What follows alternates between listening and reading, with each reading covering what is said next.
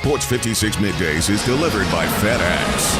Visit FedEx.com/e-commerce to learn how FedEx can help your business thrive online. The first hour of Sports 56 Middays is also brought to you by Action247.com. Now, here are your hosts, Greg Gaston and Eli Savoy. I got a piece of land out in the countryside. Lay back and smell the sun. Warm up the Georgia pie. Feels so good to be taking it easy. Why would I ever leave? 'Cause I know I got some good morning, everybody. Welcome in to another week of Sports 56 Middays, live and in color from the Family Leisure Studios, where family and fun come together. Family Leisure, 2120 Whitten Road, just north of I-40. Greg Gaston, Eli Savoy, Gabe Kuhn, and a cast of thousands on this Monday, September 21st, 2020. The weather spectacular. What a great weekend we had. Hope you had a fabulous weekend. A lot to talk about in the world of sports, which is nice. A lot of things to talk about outside of sports that we'll try to avoid if possible, but certainly with COVID-19 that intersects with sports and games that have been canceled or postponed, which we will jump on in just a second to talk about the unfortunate news once again for the University of Memphis. But we are very pleased to have as our title and presenting sponsor the great folks at the FedEx Corporation. You could say Sports 56 Middays is delivered by FedEx. COVID-19 has changed the world and our way of life, but rest assured that FedEx is still here, open and ready to deliver for you. Learn more at FedEx.com/coronavirus. Also, the first hour of the program is brought to you by Action247.com. Coming up on the program today, we'll talk college football with Barrett Sallee at 11:05. We'll get his thoughts on the Big Ten because I guess the Big Ten news was after Barrett joined us last Monday. I think it was the next day, and we'll get his thoughts on the Pac-12 if he thinks the Pac-12 will be also following suit. People believe there will be a vote or at least some type of an announcement on Thursday. Also, what's going to happen with the MAC, what's going to happen with the Mountain West. UMass today has announced that they will play fall ball after all, but they aren't independent, so they need to schedule some opponents. But Massachusetts is back to playing fall ball, so it looks like a number of the leagues and other schools that are independents are trying to get back in fall football. We'll recap the college football weekend with Barrett Sallee at 11:05. Our 5 favorite songs topic today is Go or Going, so you can send in the lists as early as you want on the First Bank text line at 67129. Or if you're watching us live, you can message us at Sports 56 WHBQ on Facebook, Periscope, Instagram, YouTube, all different platforms to be able to watch and to interact with us. We'll do that again at 12:05. Just make sure the word Go or Going is in the title of your song. So we'll talk NFL today, the NBA. What a finish with the Lakers and the Nuggets with Anthony Davis playing hero in Game 2 on Sunday. The Celtics are back in their series in the East against Miami after a win on Saturday. The U.S. Open was a runaway for the Hulk, Bryson DeChambeau. We will discuss that on the program as well. It's all coming up today over the course of the next 3 hours, and you can always be a part of the show. Again, you can hit us up via the First Bank text line at 67129, or you could also call in during open segments on the First Bank phone lines, 360-8255. Eli Savoy wearing, or at least, I guess, having the star right out of your head very proudly after that crazy comeback win by the Cowboys. We'll dive into the NFL full throttle here in a few moments, but my gosh, you talk about a collapse by the Falcons. Give credit to the Cowboys for the comeback, but my gosh, how in this day and age in the NFL do you blow a 19-point lead, which the Falcons did? Well, it was a 20-point lead. It was 20-0 after the first quarter. Well, it was 19 in the fourth. Was it not? I mean, 19 points in the fourth quarter? Well, it was. I don't know if you've heard this or not, but the Falcons have had a collapse before. Yes, they have. They are actually pretty good at this. This is something they are kind of known for. They have the ability to blow a big lead in a game on a bigger stage. Yes, I mean, in week 2 of the regular season is nothing for them. That's a simple little thing. I'm still stunned that the Cowboys found a way to win the game. The most shocking thing to me is that you could have NFL football players who apparently don't know the rule about an onside kick and when they can touch the football. Mm-hmm. That is staggering to me. They have basically 5 guys around the football on the onside kick who all apparently think they have to wait for that ball to go 10 yards before they can touch it too. And that's mind-boggling to think that you could have that in the NFL. Gabe? To be fair, though, one of the things that is taught and just drilled into your head is let the ball go 10 yards, let the ball go 10 yards. And the way he kicked that, it looked like it was going to come up short at first, but then it took a little right-hand turn and ended up barely getting over. Now, they could have attacked it. They could have attacked it, no doubt. The one guy was standing right above the ball watching it roll. Like, all he had to do was just fall down on it, and then they recover it. Look, this is not on the special teams coach, especially at the NFL level. They know the rules. They know what they can do. They know they can grab the ball before 10 yards. Obviously, the offensive players have to wait until it reaches 10 yards. That is just inexcusable for that to happen. Sometimes you have to attack it, but the Cowboys, the execution, perfection to be able to pull that out. And Dan Quinn, who is a friend of mine and a friend of the show, I tweeted out yesterday, I really wonder if maybe because it's only week 2, but they have had over the last couple of years with owner, what's his name, Art? Who's the owner? Home Depot owner of the Falcons. Arthur Blank. Arthur Blank. I mean, he's going back and forth debating whether or not to let Dan Quinn go. So I thought after what happened yesterday, I wouldn't be shocked if today Dan Quinn was let go. But I guess because it's week 2 and everything that these guys have had to deal with COVID-19 and getting the team ready, maybe that saves him. But my gosh, you see it in college, but you don't see it in the NFL normally. Every once in a while, blowing leads like that. But let's give credit to Dak. Let's give credit to the Cowboys because they look dead in the water, laying a big old egg on the star in Dallas, and they come back and win that game. So congratulations to you, by the way, for your team's victory. Yeah, I mean, I wonder what the thought is there from the management on that situation. I mean, how much blame do you put on a coach in that situation? Obviously, there's plenty. I think you have to. You have to blame him for most of it. You have to, unfortunately. I mean, the thing, because the idea of everything that had to happen for the Cowboys. Because, I mean, right, and in today's NFL, you don't recover onside kicks. No, you don't. You just don't. I think last year there was 3 onside kicks recovered. It was some minuscule number. You just cannot do it with the new rules. And to have a bunch of guys just standing around the ball watching it roll and then letting the Cowboys jump on it once it hit the 10-yard mark is just unbelievable. But it's not just recovering the onside kick. It's then you have a chance to play defense, and they go down and score. And they scored before that, and they scored before the onside kick. They came back from 19 down in the 4th. That's just, again, inexcusable. This isn't one play that you should have made that you didn't that turned the tide of the game. This was a number of plays. And from what I understand, the Falcons are the team that's supposed to be getting the onside kicks. They apparently have recovered their last 3 because Younghoe Koo can Oh, really? Those. Yeah, but what was the stat about 440-0 in those situations? Yes, that was teams that scored 39 points and had no turnovers. Had never lost since 1933. They were 440-0 in that situation.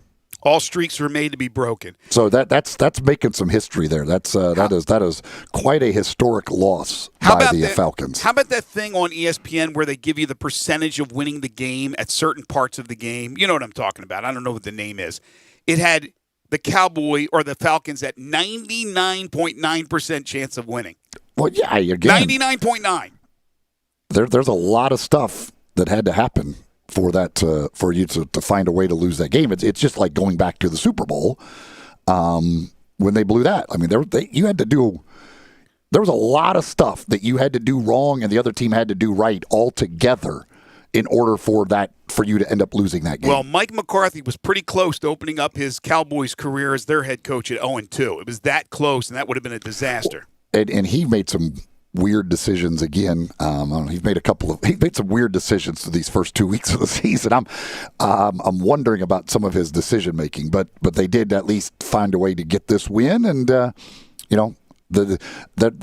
that's better than the Eagles can say after 2 weeks. Yeah, we're going to dive into the NFL a little bit later on. The second weekend of the NFL, I thought, proved to be very entertaining with a lot of scoring around the league, some great comebacks, some terrific individual performances, and like I said, we will get into that. But we have to start things off with the news from the University of Memphis, which once again is not good. I'm sure by now you know that the Tigers-Texas San Antonio game scheduled for this Friday is off. In fact, it is canceled.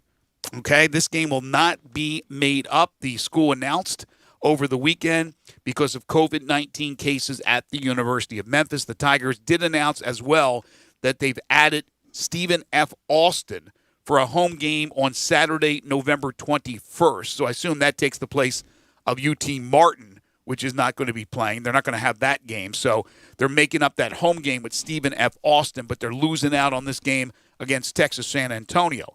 That means the next scheduled game for the Tigers is October 3rd at SMU, which just put 65 on the board over the weekend against North Texas.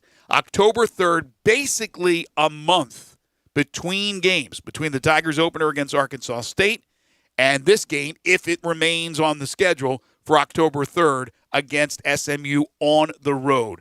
This is not good because for a team that was ready and able and willing and came through against Arkansas State and were certainly sky high, now to have all this time away from football or at least away from playing a game, Eli, and then have to go on the road against a high-octane offense on October 3rd, if they're okay from the COVID-19, does not it doesn't bode well. Let's be honest here.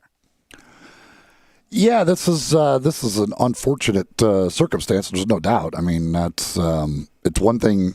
Talked with Ryan Silverfield, after that first game and the fact that they didn't have a game the next week, and it was kind of nice. Like you could kind of assess things after one game and kind of do some work on various things. But I don't think you ever want a month off. No. After that first game, at some point you really need to play that next game and get some stuff out. But I mean that's really unfortunate situation they've got to have to sit that long after one game. Well, again, we knew the numbers, sort of, not the exact numbers, but we knew the thereabouts, the whole story and the commercial appeal and the controversy. But we knew there was a lot of players that were affected or a lot of people that were associated with the football team. And I wonder if that number spread where it went up, because you would hope that after a week that those players doing the right things would be able to get negative tests. And I don't know. I mean, we don't have any of the details, and we're not going to know any of the details. But I wonder if other players contracted the virus. Yeah, I don't know. Like I said, we're not going to get official word because they just aren't going to do that. But I don't know what led to the situation where you knew you couldn't play this week either. The thing too now with their schedule, with that Houston game still sitting out there, that you really need to make up. Obviously, it being a conference game. Now going forward, if there are any more issues, they do not have a whole lot of flexibility in weeks to try and make up games. No. Because you only have one off week once they resume to play. If they get playing on October 3rd, that the following week after that is the only off week they have now to the end of the season, and then you got a Houston game that you're probably going to tack on that first week of December as well. So they can't really afford any other issues down the road because they just don't have a whole lot of flexibility to try and make up games. And I know Houston wanted to play that game earlier, but they're not going to be able to. And I would think since it's a conference game, that'll be mandated by the conference itself when to play.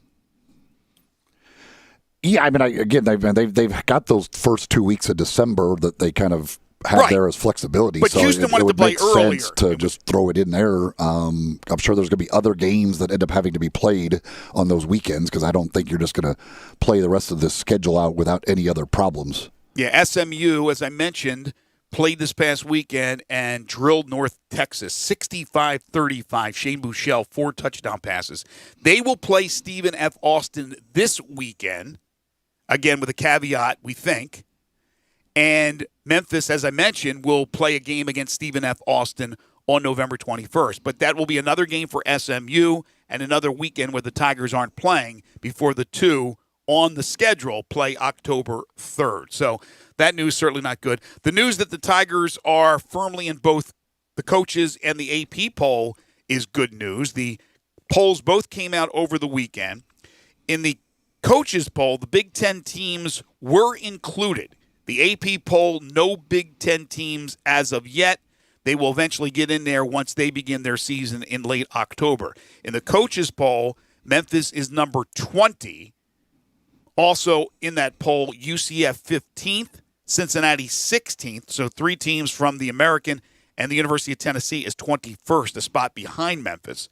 In the writers poll, Memphis is 17. They're a spot behind Tennessee at 16. The Vols open up their season. SEC play this Saturday begins, and the Vols will be at South Carolina to take on the Gamecocks. We'll talk with AD Phil Fulmer coming up on Thursday. Cincinnati, by the way, 14th, and UCF 13th in the coaches poll. 1 through 5, Clemson, Alabama, Oklahoma, and Georgia are tied for third in the coaches poll, then LSU.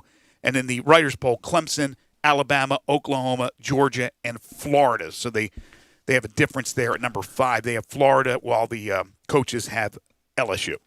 The whole thing with the coaches poll and the Big Ten is very peculiar to me because did some coaches just refuse to vote for, like, how is Ohio State 10th? Some probably did not want to put them in there. I mean, you're either including them or you're not including them. And if you're including them, I don't see how they would end up 10th when you had them at number 2 in your preseason poll. So all of these voters thought they were the second best team in the preseason. Well, a bunch of the other teams up there haven't played a game either. So you're either I don't understand how they're 10th. You have the option to include them. It doesn't mean you have to include them. And I don't know. Maybe it's a personal thing. I don't know. Maybe they're holding a grudge against the Big Ten because of everything that's gone down. I have no idea. I mean, we found out on Friday afternoon the one dude that didn't vote for Ja Morant, and that became for Rookie of the Year, and that became an interesting debate on social media, and people were bringing up information about this guy. What was his name? Joe Cowley from Chicago, who had, according to reports, lost his vote for Major League Baseball Hall of Fame because of some ludicrous... It wasn't Hall of Fame. It was award voting. Award voting. Okay, he lost his vote because they just thought it was pathetic. But anyway, you never know what goes through the heads of people who are voting on any of these things. And whether it be truly the coaches or somebody on the staff, I don't know. I don't know if they held a grudge against Ohio State. They didn't want to include them until they play a game. They didn't want to put them back up there at number 2 because they hadn't played, even though they were preseason number 2. I don't know. But I mean, and it doesn't matter. It's a poll, but it's just weird to me that if you're going to include them, how Ohio State ends up at 10. Right. Because they did still get 2 first-place votes, too. So 2 guys still voted them number 1. But I wonder how that all unfolded, like what they told the coaches in voting, if it was just, hey, you can include whoever you want, or what they did. Because it's not, the SEC teams haven't played a game yet either. Yes, but they've been in there from the beginning. So some, again, I think maybe you're holding it against the Big Ten, but it's their option. It wasn't you have to have those guys in there. It's just your option. You want to put them in this week, go ahead. If you don't want to, wait till they play a game. So, like you said, no big deal. This is a big deal, though. Mike Norvell, former Tigers head coach, the head coach now at Florida State, positive COVID-19 test, will not be able to coach his squad this week when Florida State plays one of their rivals, Miami. Yeah, that's it's unfortunate for Mike Norvell after the terrible performance that they turned in week 1 against Georgia Tech, and now not being able to coach game 2 against a Miami team has looked pretty good here through the first couple of games of the season. So that is a tough situation for him and for Florida State. 2020 has been hard on everybody, but I am telling you right now, it has given absolutely no wiggle room for Mike Norvell. It has been a terrible year for Mike Norvell. Yeah, it is. It is not. This is not how he envisioned his first 10 months, 9 months, whatever, at Florida State. This is not how it was supposed to go. No, so many negative stories, the backlash from the players, now the positive test, the performance in their opening game was pretty pathetic against Georgia Tech, and now you have Miami, which surprised me a bit because I thought Louisville was going to win, and Miami slugged them. It doesn't really matter, I guess, where the game's at, but they still had to travel and go to Louisville, and they blitzed them. So, yes, this could be another bad weekend for the Noles. They got to figure it out and figure it out very quickly. It might be good, actually, that he's not there to coach it because it could get ugly. But he doesn't get the blame if they get clobbered? He's still going to get the blame. He's the head coach. Well, no, I'm not saying he's not going to get the blame. I'm saying it could be good that you don't have to go through that as a coach and stay on the sideline and get your butt kicked. I mean, it's... He'll get his butt kicked from afar. The only thing that's been positive for him in his time at Florida State is his COVID test. That's sad. It's kind of funny, but it's sad. Also, this is sad. Tom 3, the Tigers mascot, passed away over the weekend, and it was a sudden illness. And I know that the Tigers family is hurting. That mascot, whether it be the previous two, has been a part of Memphis football for a long time. And according to the release from the university, it does not appear, at least not right now, that there's going to be a Tom 4, that they will continue with this tradition. Yeah, that was a weird thing. Now, to just a sudden illness that boom, and now that it appears as though the days of a live mascot for the University of Memphis are done. So that's going to be that's a little strange for a lot of people because it's just become a staple. Obviously, not there this year. Wasn't going to be out there at all this year, but something that has been a staple at Tiger football games for a long time now. Looks like it will come to an end. Yeah, not only strange but sad. I mean, there's a lot of people that loved seeing the Tiger before the game, and of course Scott Foreman. Amazing job with rearing that young cub up to a full-length Tiger and bringing him to the games, every home game that they did. And it's sad for him and everybody involved with Tom 3. So certainly that's some sad news in a week where the news continues to be bad, unfortunately, for the University of Memphis. And then before we take the break, and this has nothing to do with sports, it has nothing to do with politics, in my opinion, as well, but certainly a legendary figure, Ruth Bader Ginsburg, died over the weekend. I'd be remiss if I didn't mention that. And people know that by now. The Supreme Court Justice, who was an incredible, incredible woman, and she passed away over the weekend. All right, we'll take a timeout. When we come back, we'll talk about some of the games that happened over the weekend in college football. It wasn't a huge schedule by any means, but there was some games of interest. And then we'll dive into the National Football League. And I know injuries happen every weekend, every time the NFL, every time these players suit up. But there's nothing. I've never seen anything like it was this past weekend, and the news is horrible on a lot of fronts with a lot of big-name players. We'll discuss that as well. Just underway on a Monday. This is Middays on Real Sports Talk, Sports 56, 96.1 and 87.7. Check out Dave Woloshin and Brett Norsworthy with Sports Time on Sports 56. Weekdays from 3 to 6 on Sports 56, 96.1 FM and 87.7 FM. I want to invite you to come by the Spirit Shop. You know, that little log cabin on Poplar? Your liquor and wine oasis. The Spirit Shop has been providing sports fans their beverage needs since way back in 1969. So come in now and get ready for the big game. Whether your favorite team wins or loses, the Spirit Shop will help you celebrate or ease that pain away. The Spirit Shop is open every day, and they're located perfectly at 4848 Poplar. That's the corner of Poplar and St. Nick. Hi, this is Troy Five-Ash, owner of Five-Ash Roof Services. You've heard me talk about how we offer the best products, the best warranties, and the best services for years. Now let's talk about pricing. Pricing should never be the only reason you hire a contractor, but in today's world, pricing is always a consideration. So we suggest you get 2 or 3 estimates for your roof replacement from a reputable, licensed, and insured company, and then give us a call. If we can't beat your best price for a comparable roof system by more than $100, we'll give you $100. It's that simple. We are We're so sure we can offer you the best price, beating all other qualified companies, we will hand you $100 if we can't. And thank you for the opportunity. So give us a call. What's the worst thing that's going to happen? Make $100? 5 Ash Roof Services, a proud supporter of Tiger Athletics and the official roofer of the Tigers home team. 5 Ash Roof Services, fair, honest, and ethical. 367-0050 or memphisroofer.com. 5 Ash Roofing is what we do. We're here for you. Hey, Tiger fans, this is John Stacy of the Wolf Chase Honda Blue and Gray Show. You can hear Drew Barrett and I talk Tigers with Tigers every Sunday night at 5 right here on Sports 56, 96.1 and 87.7. You never know which Tigers great we'll have in the studio with us either. We'll get them to call in, too. We are your go-to show for Memphis Tigers football. That's the Wolf Chase Honda Blue and Gray Show right here on Sports 56, 96.1 and 87.7.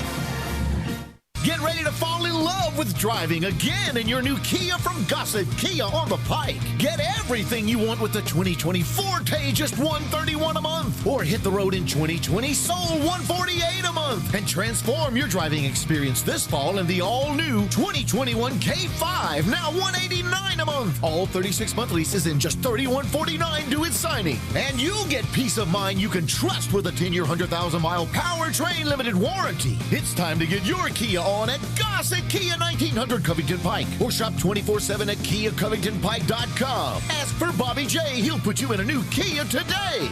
If you want it, we got it at Gossett Motor Cars. All 36-month leases, $3149 due at signing, 0 security deposit, excludes acquisition fee, 10,000 miles per year, 20 cents excess mileage, $650 acquisition fee, Forte, LE 224963, Soul, L7120906, K5MG 0031199. Warranty is a limited powertrain warranty. See Kia.com or retailer for details. Includes all rebates and incentives. PF 598.75. Excludes tax title and license. See dealer for complete details. Not all customers will qualify. Get in the zone, AutoZone. Welcome to AutoZone. What are you working on today? Picking up an online order? No problem. It'll just be a moment. You know, we've got more convenient ways to shop besides our same-day store pickup. You can also shop from your car with our free curbside pickup. Or you can even shop completely from home with our free next-day delivery. Just order by 10 p.m. on AutoZone.com. Getting the job done just got easier. Free next-day delivery on eligible orders. Restrictions at AutoZone.com. Get in the zone, AutoZone. Now, back to Sports 56 Middays delivered by FedEx. Visit FedEx.com/e-commerce to learn how FedEx helps small businesses grow every day. This hour is also brought to you by Action247.com. Here once again are Greg Gaston and Eli Savoy. 'Cause I'm a picker, I'm a grinner, I'm a lover, and I'm a sinner. So we were talking during the break, and Gabe brought up a good point about the Stephen F. Austin game that they put on the schedule, and leaving that weekend open in case they still have to maneuver around the conference schedule, which is much more important. But again, the thought is, and we'll talk to Steve Macy tomorrow. He always joins us from the University of Memphis, is that you got another home game. You're making up for the UT Martin game, and maybe by November there'll be more fans allowed into the stadium. If there's more fans allowed in the stadium, there's a little bit more revenue coming in. So that's the thought process. Yeah, and I understand that thought process, but it is you and I guess too, if you ended up needing to switch some stuff around and you needed to play a conference game that weekend, I'm sure you can get out of the Stephen F. Austin game pretty easily, right, if needed. And it's also not you're not booking some real tough opponent there that is going to, you're still going to be able to, it shouldn't affect you much for your next week when you got, was it Tulane the following week? I think so. So it's, it's between the Navy and Tulane games, I think. It's that week in there. So you could still, you don't think it's going to really cause any problems, I wouldn't think, preparation-wise. Oh, I agree. All right, so a little bit on the college football weekend, and then we'll dive into the NFL. There were a few teams from the American in action and teams that certainly will be in the mix, we believe, when it's all said and done. One of those teams, Cincinnati, had basically a walkover. They played Austin Peay, their first game of the year, and they routed the Govs 55-20, and that ends the Govs season. Now, again, the FCS teams, I don't know how many of them, but they're still going to play in the spring, correct? So Austin Peay will suit back up in the spring, if I'm not mistaken. So they played the 2 games against Central Arkansas and now against Cincinnati, and they put it on the shelf for a while. But Cincinnati looked good, as you expected, 55-20. Now, Heck of a season. Heck of a season for Austin Peay. I bet that felt like their season just flew by. UCF over Georgia Tech, 49-21. I expected that to be a little bit closer, but Josh Heupel and that team, boy, oh boy, can they score, and they play quickly. I don't know if I've seen a team in the last couple of years that play as quick as UCF does. A lot play quick, but I don't know if they play as quick as UCF. Josh Heupel, 23-4 at UCF. 21 of those wins by at least 10 points, and they win by 4 touchdowns. Gabriel looked tremendous. And UCF is going to be a tough out for anyone in that American Conference that goes up against them this year. Yeah, and this, when you see what UCF did to Georgia Tech, it makes it a little worse for the Florida State to really wasn't able to score against that Georgia Tech defense, and UCF puts up 49 on them like it's nothing. Right. Mention SMU's roll over North Texas, 65 points as they win 65-35. Shane Buechele with 4 touchdown passes.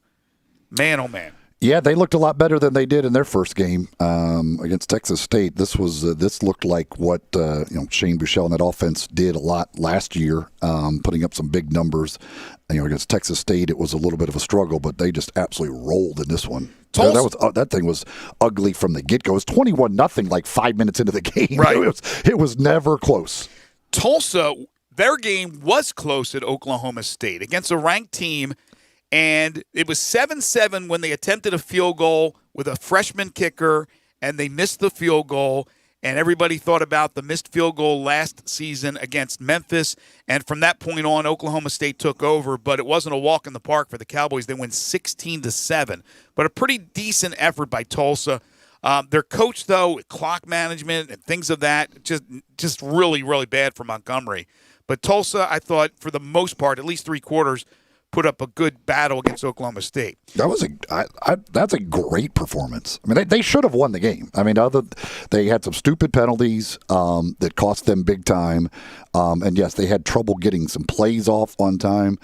But they held Chuba Hubbard to under 100 yards on 27 carries. So defensively, they looked really good. I mean, if you're Tulsa, I would think you feel pretty darn good about that performance. Just doing that to Chuba Hubbard alone is got to be a nice confidence builder. No, you're absolutely right. I think it was a really good weekend for the American Conference from on the field performances, not off the field news. And even though you did have a game itself, a conference game between Navy and Tulane had the comeback win over South Alabama. Navy got slaughtered by BYU. You figured Navy would come back and be better. Well, they weren't in the first half. They were down 24-0, and this was going to be a win in the rain in New Orleans for Willie Fritz and company, right? Mark my words, put this one on the left side of the column. And then, boom, Navy out of nowhere rallies and wins 27-24. Yeah, one of their great comebacks in their history. I, for the life of me, cannot understand what happened to Tulane in the second half of that game. Like how they could not score all of a sudden in the second half of that game. That was stunning. That's just. I mean, one thing you let Navy's able to figure some things out, they start scoring. But how do you go up, how do you have 24 points at halftime and then just not be able to do anything in the second half? Yeah, that's football. That's sports. You never know. I mean, I would have backed up the Brinks truck and bet that Tulane was going to win that game. They're up 24-0 at halftime. You think, just name your number. Because Navy has not gotten out of the funk after 6 quarters. They had 3 points in 6 quarters. Right. So, again, sports, that's all I can say. It's just you can't explain the unexplainable. And that's exactly what happened in that game. And then the one bad performance, but you got to take into consideration who they played. South Florida went to South Bend and got rolled by Notre Dame 52-0. A couple of other games of national note. Mentioned the Miami win over Louisville. De'Ara King looks terrific. He looks really good through 2 games. And they beat Louisville by 13. So Miami, maybe the U is back, right? They looked. That was an impressive performance. They've looked. They got up to a little bit slow start against UAB in that first game, but then kind of pulled away there, and very impressive here. So, obviously, when you got a guy like Derek King, who is the type of player he is, he can make your offense look a heck of a lot better all by himself. So that's they look solid so far. Few other games of note. Skip Holtz and Louisiana Tech rallied, beat Southern Miss at the Rock. That's the interim coach at Southern Miss, and they blow a lead there and fall to 0-2. Marshall looks like a pretty decent team. They hold Appalachian State to 7 points, and they win 17-7. They're now in the poll. I'm not sure if they're in both polls, but they're in one of the polls. And Middle Tennessee State got crushed again, this time by Troy, 47-14. You would have to think that this could be it for Rick Stockstill, and I'm not sure if he's nearing retirement or what have you, and they've had a great relationship, the school and him and the school, but boy, they're really, really bad, and I don't know if they're not going to go in a different direction after this season is done, unless they turn it around. Yeah, it has been a rough start to the season for them. They have just been hammered, and they can't stop anybody through the first 2 games. So, yeah, I would think that it could be getting to that point here at some point. Somebody texted on the First Bank text line talking about Navy changing quarterbacks for that second half and bringing in the freshmen. And the one interesting thing, too, is they let him – obviously, when you're down 24-0, I guess you do have to change a little bit. But they actually threw the ball a decent amount in that second half, and he actually looked pretty darn good throwing the ball. Now, there were a couple times where the guys were so wide open that you couldn't help but hit them. But yeah, he threw 11 passes in a half, which is – incredible by Navy standards. Like that's usually 4 games worth of passing for Navy. Yeah, that's like 50 for any other team. But that's an astute point by our texter, because I didn't bring that up, and it seemed like Tulane never did any prep for this other quarterback. They weren't expecting him to come in, or they weren't prepared for him. They certainly weren't prepared for the pass. So that's a great point. Give Ken Niumatalolo a lot of credit. Switches quarterbacks. It made all the difference in the world. And there's big news today from college football. We talked about this on Friday, but nothing came down Friday nor over the weekend. But today it's official. He's been introduced in Jackson, Mississippi. The new head coach at Jackson State, Deion Sanders. Prime time. They're calling him Coach Prime at Jackson State. It's official. Boy, and he had an entrance that only Deion Sanders could make to that press conference. You got the police escort. They had the band line come in first, then the police cars came in, then the big Cadillac Escalade pulls in with him in there. It was an entry made for prime time. That's for sure. Back in the day, and I don't mean going back that far, you would have these athletes that somehow either decided that they were going to play at a historically black university or weren't recruited like they expected to be from the Power 5 schools, and they slipped through the crack, and they became superstars. And you know the names, the Walter Paytons, the Jerry Rices, the list go on and on and on and on. It's not the same now in 2020. Those players, they know who they are, and they're usually going somewhere big. But I wonder if Deion Sanders will be able to change the minds of a few of those players and have them play for him. Because that's the only way it's going to make that much of a difference for Deion, who's really, I think, cutting his teeth. He wants to be a head coach, I'm sure, one day at a big-time program. But I think maybe even Florida State one day. But this is something where he cuts his teeth. Will he get frustrated when those recruits pick something else? Or will he be able to turn a few of those?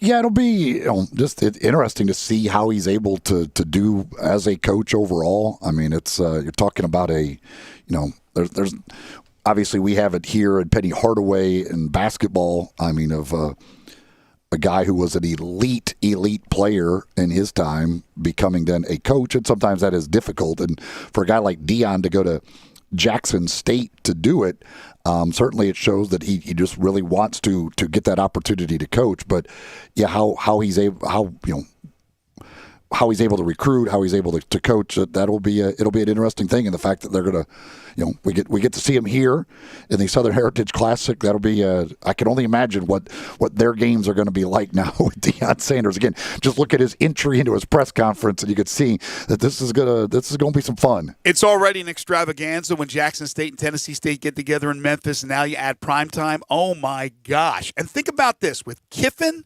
with Leach, and with Sanders in Mississippi coaching college football.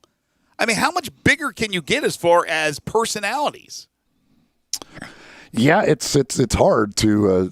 They all, in their own way, certainly have some interesting personalities, interesting pasts, and this is Deion coming in. That will shake things up a little bit at the state, just because. I mean, that's one of the biggest names you can find. Good for Jackson State. Good on Jackson State for being able to get that done.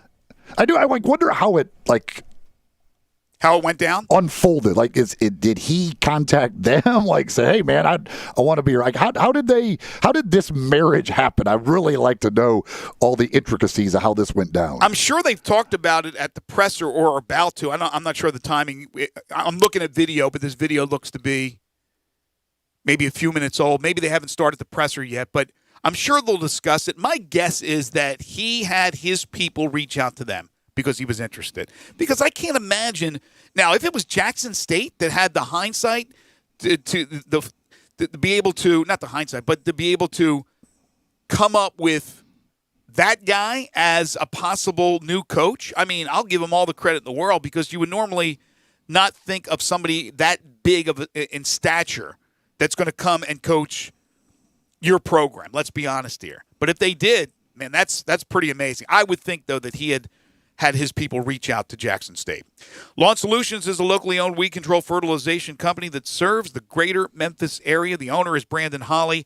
He has a team of professionals that can take care of your lawn, and they do it all year long. Call him at 901-867-5626 or go online to find out more about them at lawnsolutionsinc.net. As I said, all year long they're taking care of your lawn. During the summer months, they're applying these post-emergents, which control the germination of weeds. But during the winter months, they're doing it as well with the pre-emergents. So when spring is sprung, those weeds aren't sprung. They are down in the ground. They are non-existent. But if you do have the weeds, they can kill them as well. They can take care of any disease your lawn has or any insect infestation. Let Lawn Solutions take care of your lawn. Call Brandon Holly at 901-867-5626 or online at lawnsolutionsinc.net. When we come back, the injury list in the NFL is growing as we speak. We'll start talking National Football League action from the weekend when we return. This is Sports 56 Middays. Search Sports 56 on Facebook and give us a like. And follow us on Twitter at Sports 56 WHBQ. Case IH is a proud supporter of the Mississippi Farm Bureau, and thanks to a membership benefits partnership, Mississippi Farm Bureau members receive a discount of up to $500 on every qualifying Case IH tractor and piece of equipment you purchase. This discount may be used with other promotions, rebates, or offers. So join Mid-South Ag Equipment and the Mississippi Farm Bureau and pocket up to $500 in savings. Call Mid-South Ag at 662-890-3141 to get your discount today. Hey everybody, this fall is going to be the best, and I am loving these new All-Star Chevys. You will not find more Silverados anywhere, and for a lot less. If it's a new Chevy you want, Olive Branch is where you want to be. Come drive one of these new Tahoes. I just did it, and I'm telling you, I want to go on a road trip right now. Drive a new Traverse or a new Camaro. Wait, here is the new Chevy car to drive. One of these Impalas that has all the awards. All-Star wins on the low prices. We're talking 20-something. You could even get thousands in cash back. And don't forget to check out the certified pre-owned Chevy deals. The lot is full. Tahoes, Malibus, Impalas, Suburbans. Just don't forget, it's not the Pike, it's not South Haven, not Mount Moriah or Collierville. It's gotta be Olive Branch, people. And everyone at All-Star has one job, just one job, to make sure you get the best deal and have more fun and in record time. So find new roads to Kraft Goodman Road in Olive Branch or go to allstarautogroup.com. You know what sounds good? Fresh sandwiches and salads, homemade soups and desserts. And you know where to find all this delicious food? Paradise Cafe at Poplar and Ridgeway in the Regalia Shopping Center. The name says it all.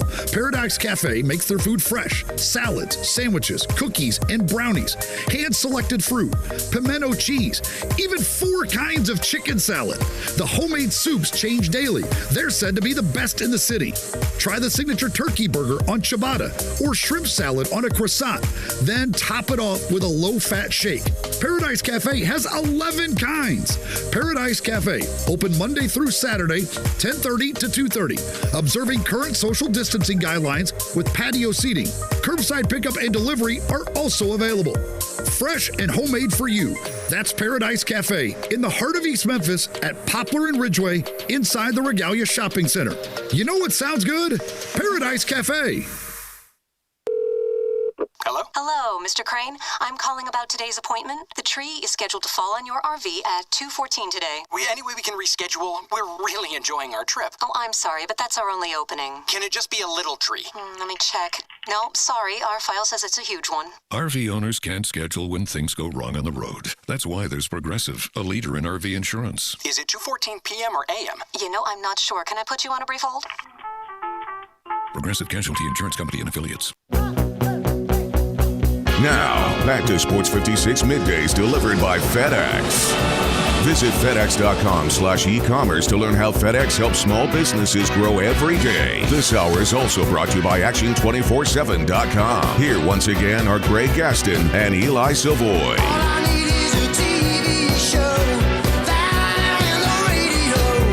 It was pure carnage yesterday in the NFL. We still have one game to go with Monday Night Football tonight. We'll have that game for you right here. Saints and the Raiders in Las Vegas as they showcase their new stadium without any fans on hand. But the injuries and the big names that were affected over the weekend, Eli, in the National Football League, the list just continues to grow.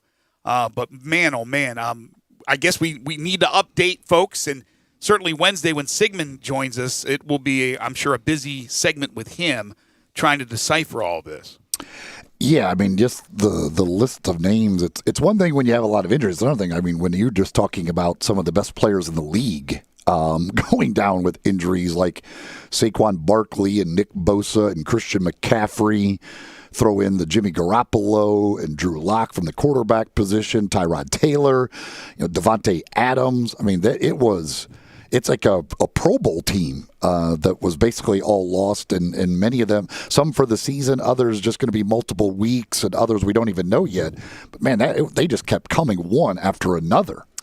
Gabe, what is the latest with some of these guys so people know? Saquon Barkley is now feared out for the year, correct? Yes, they think he tore his ACL. Christian McCaffrey will be out a few weeks. He's got a sprained MCL.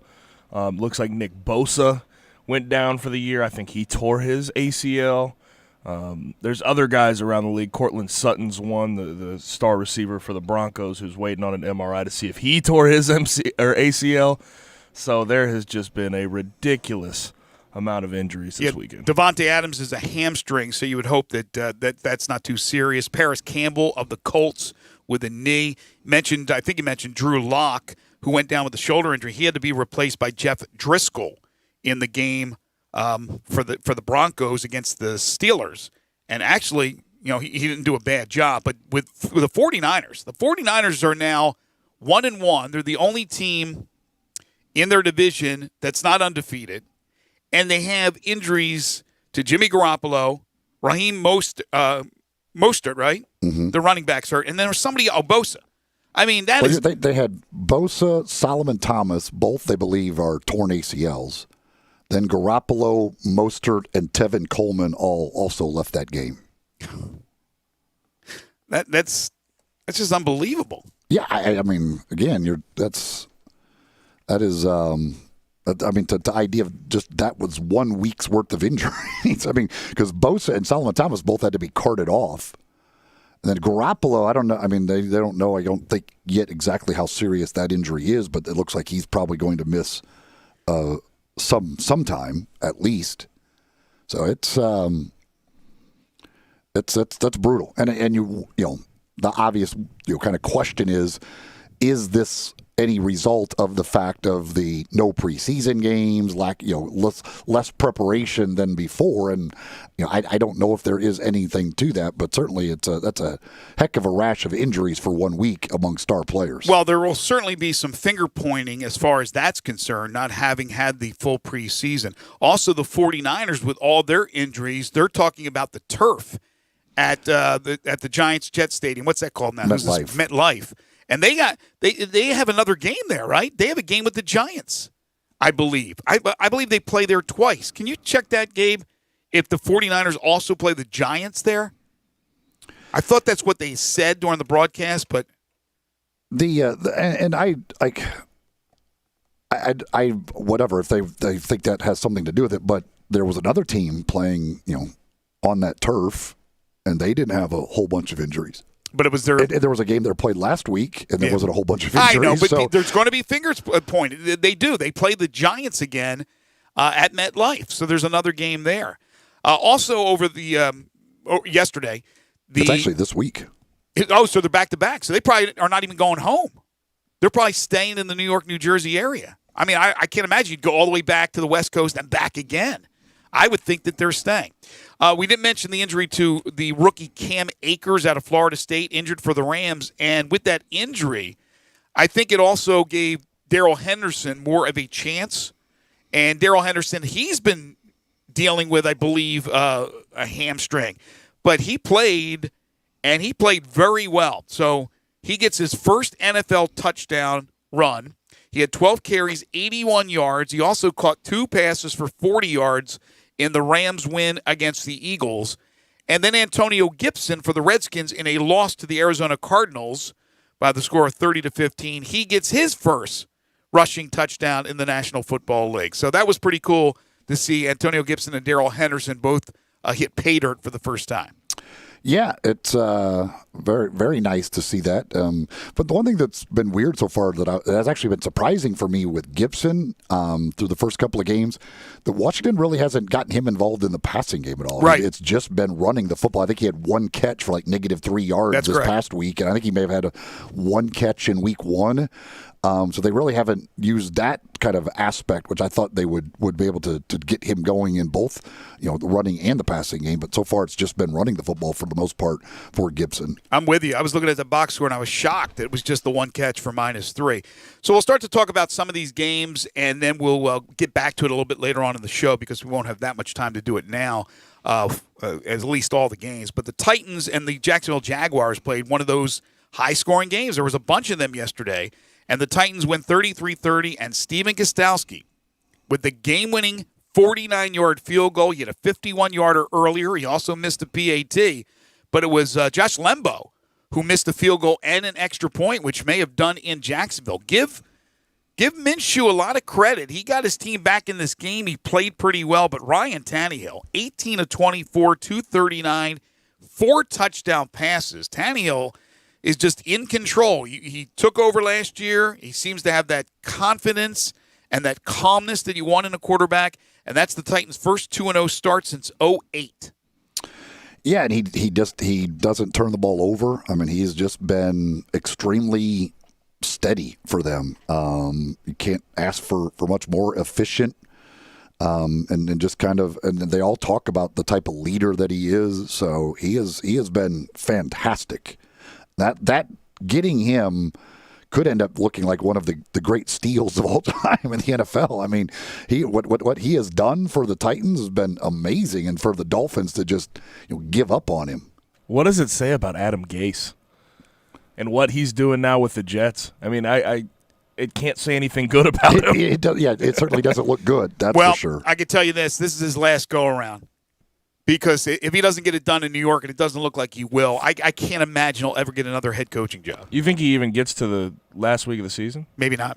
Maybe not. The way they have started, it is not looking good. And that's another injury, but not from this weekend or this past weekend, but the first weekend of the season, Le'Veon Bell, who's a stud who got hurt for the Jets. Also, a guy who got hurt in week 1 was Marlon Mack of the Colts, who's lost for the year. I mean, it's amazing with these injuries. But the Colts. Go ahead. And I mean, the Cowboys have like 9 guys on injured reserve after week 1. Yeah. So. There has to be a correlation There has to be, with the lack of time, the lack of hitting, that we didn't have in the camps this year. Not so much the preseason games, but maybe there is something to say about having 1 or 2 preseason games as opposed to having 0.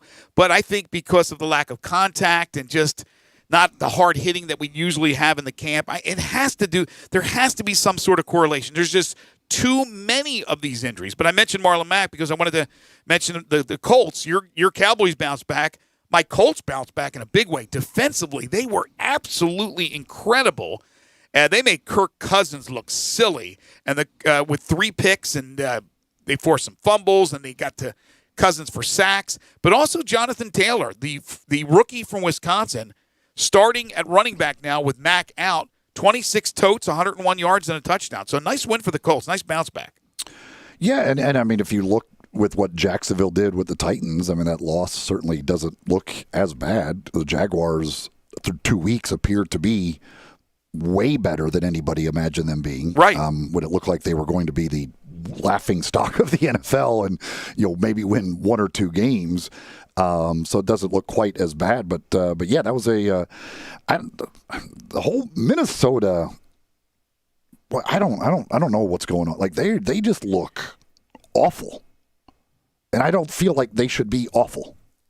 There are a couple of teams who let those receivers go that is going to come back to bite them in the butt. Minnesota letting Stephon Diggs go to Buffalo, and the trade that Houston made, trading DeAndre Hopkins to Arizona, is only going to benefit Arizona, and the Texans are 0-2. And it's not Deshaun Watson's fault at all. No. So I think that's a big loss for Cousins. He has Thielen, but he doesn't have Diggs on the other side. Well, but their defense is just terrible now. I mean, this is part of it. This is what happens when you go pay a ton of money to a quarterback. Like, there is attrition at other positions. Very nice. Can you trademark that? Attrition at other positions. I like that. The Giants, as we mentioned, or the 49ers, as we mentioned, they beat the Jets 31-13, but then they have the rash of injuries. Jimmy G, before he got hurt, had thrown 2 touchdown passes. So that was not an issue as far as winning the game, but certainly moving forward will be an issue with these injuries. The Giants and the Bears winning at home 17-13. And Saquon Barkley, again, a huge loss for the Giants. He is more than likely lost for the year. Mitchell Trubisky, 2 touchdown passes, 2 interceptions. Again, does some good things, does some bad things. Chicago's Anthony Miller, the former Memphis Tiger, held catchless in that game. Big old donut. Yeah, apparently I didn't watch any of that game, but I apparently had a couple of big drops in that game. I had some of my Bears fan friends that were not happy with Anthony Miller after yesterday's game. Yeah, I saw one that was a dive in the end zone that he probably should have had. It wasn't the easiest catch, but it wasn't the most difficult, and he didn't come up with it. That was the only one I saw. And then one other game I wanted to mention before we get back to the NFL later on in the show. We'll have coming up at 11:05 Barrett Sallee as we'll get back into college football. But Pittsburgh beat Denver 26-21, and the Pittsburgh defense was tremendous. They had 7 sacks in that game. Mentioned Drew Lock got hurt. Jeff Driscoll, former Bengal, replaced him, ended up throwing 2 touchdown passes and had a pick. But if that Pittsburgh defense can play like that, and James Conner came back from a first-game injury, and he looked pretty darn good, and Big Ben's back, Pittsburgh has a chance to make some noise. This hour of the program is brought to you by Action247.com, a locally owned by Tennesseans. This is Tennesseans with this website for Tennesseans. Again, sports betting going to be legal here in the state in the very near future. But right now, they've got free games up for you to play, free to enter, and you can win real cash with the various games that they put up on their website every single day. Check them out. Action, the number is 247.com. Action247.com. Get signed up, and you can start playing immediately in their free games and be ready once sports betting becomes legal here in the state of Tennessee. Well, the hits keep on coming. Colts safety Malik Hooker out for the year. A torn Achilles. My gosh. When we come back, Barrett Sallee, hour 1 in the books. This is Middays on Real Sports Talk, Sports 56, 96.1 and 87.7.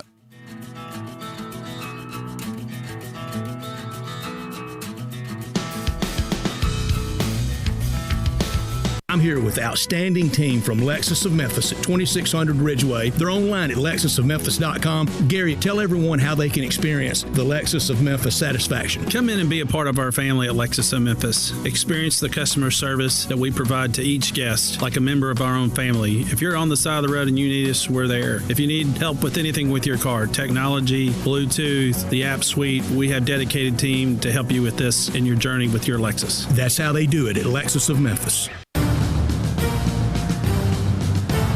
Kevin Harlan with Hall of Fame quarterback Kurt Warner here from Westwood One with a preview of Monday Night Football. An exciting matchup in Week 2, Kurt, when the Las Vegas Raiders open their new stadium against Drew Brees and the New Orleans Saints. Both teams, Kurt, coming off season-opening wins. How do you see this matchup?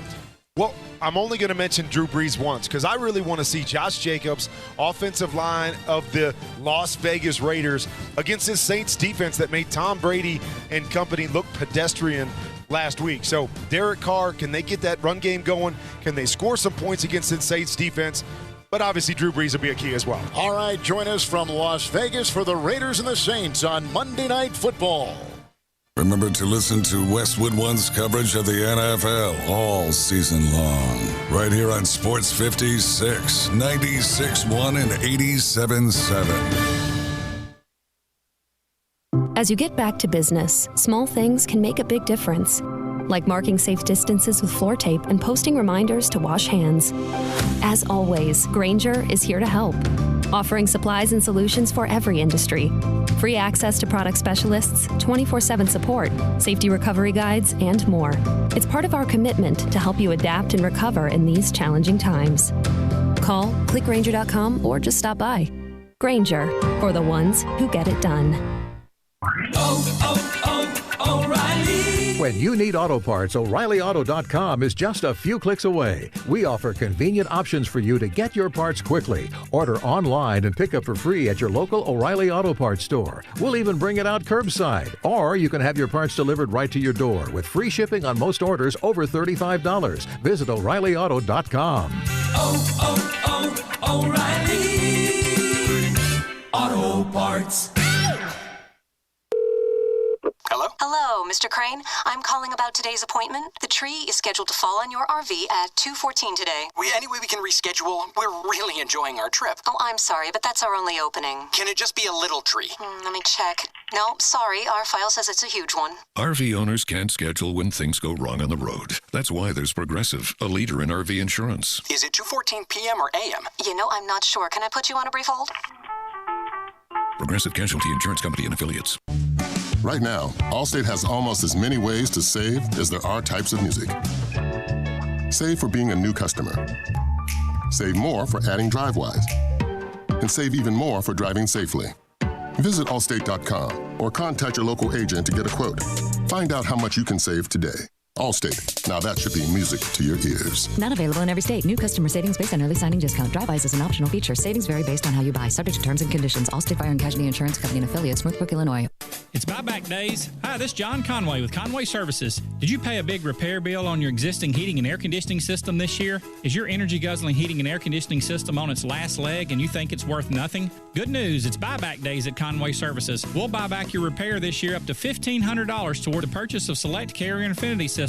That's right, we'll buy back your repair up to $1,500 even if we didn't do the repair. Just show us the receipt from another company and we'll buy back the repair. If you didn't have a repair bill this year, we'll give you up to a $1,500 trade-in for that old energy-guzzling system toward the purchase of select Carrier Infinity systems. When air conditioning systems get older and inefficient, the cost of repairs and high utility costs can almost pay for a new system. So call Conway Services, the Mid-South's premier heating, cooling, plumbing, and electric service company today, and the first 30 callers with a 10-year-old heating and air conditioning system will come out and inspect it absolutely free. Call 384-3511. Conway Services. Call Conway today. Great news, sports fans! The Butcher Shop Steakhouse is now open for dine-in service. Make a reservation and enjoy a mouth-watering steak dinner. Or, if you prefer, take it curbside. In addition to their fantastic steaks, the Butcher Shop Steakhouse has a variety of entrees, including Canadian lobster tail, crab stuffed shrimp, pan-seared red snapper, and fresh ground steak burger with portobello mushroom sauce. Planning to cook out? The Butcher Shop Steakhouse offers a great selection of fresh Angus beef, hand-cut steaks and burgers, lamb chops, Atlantic salmon, and more. Make your reservation for dine-in or pre-order for curbside pickup. The Butcher Shop Steakhouse, dine-in, curbside, and delivery. Plus, enjoy the sizzle of top-quality Butcher Shop steaks on your own grill. Call us at 757-4244 and visit our website, thebutchershop.com, for menus and more. The Butcher Shop Steakhouse, Walnut Grove and Germantown Parkway. We are Sports 56 WHBQ Memphis, WIVG-FM Tunica Memphis, and WPG-FLP Memphis, Flynn Broadcasting Stations. Now, back to Sports 56 Middays delivered by FedEx. Visit FedEx.com/e-commerce to see how to turn browsers into buyers. Learn how FedEx can help take your business to the next level. This hour is also brought to you by the Window Genie. Here once again are Greg Gaston and Eli Savoy.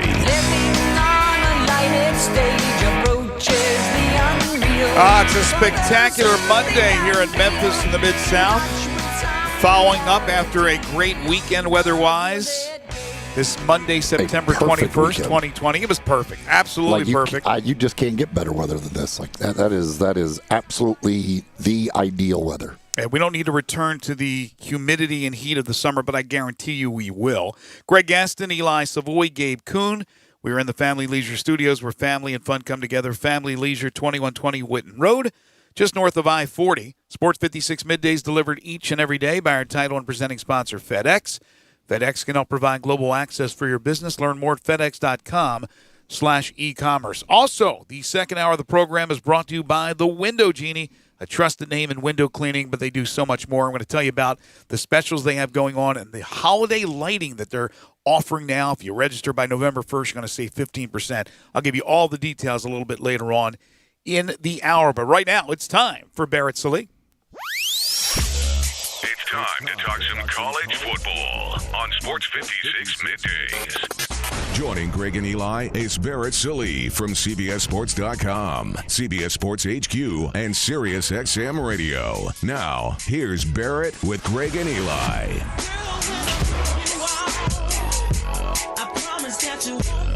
You can read Barrett at CBS Sports. You can check him out on the tube at CBS Sports HQ. Hear him on Sirius XM College Radio. He's everywhere, for goodness sakes. You can follow him on Twitter at Barrett Sallee, and joins us. He joins us every Monday during the football season. Today, no exception. Barrett Sallee joining us now on Middays. I got two words for you, but it might be only one word, Barrett.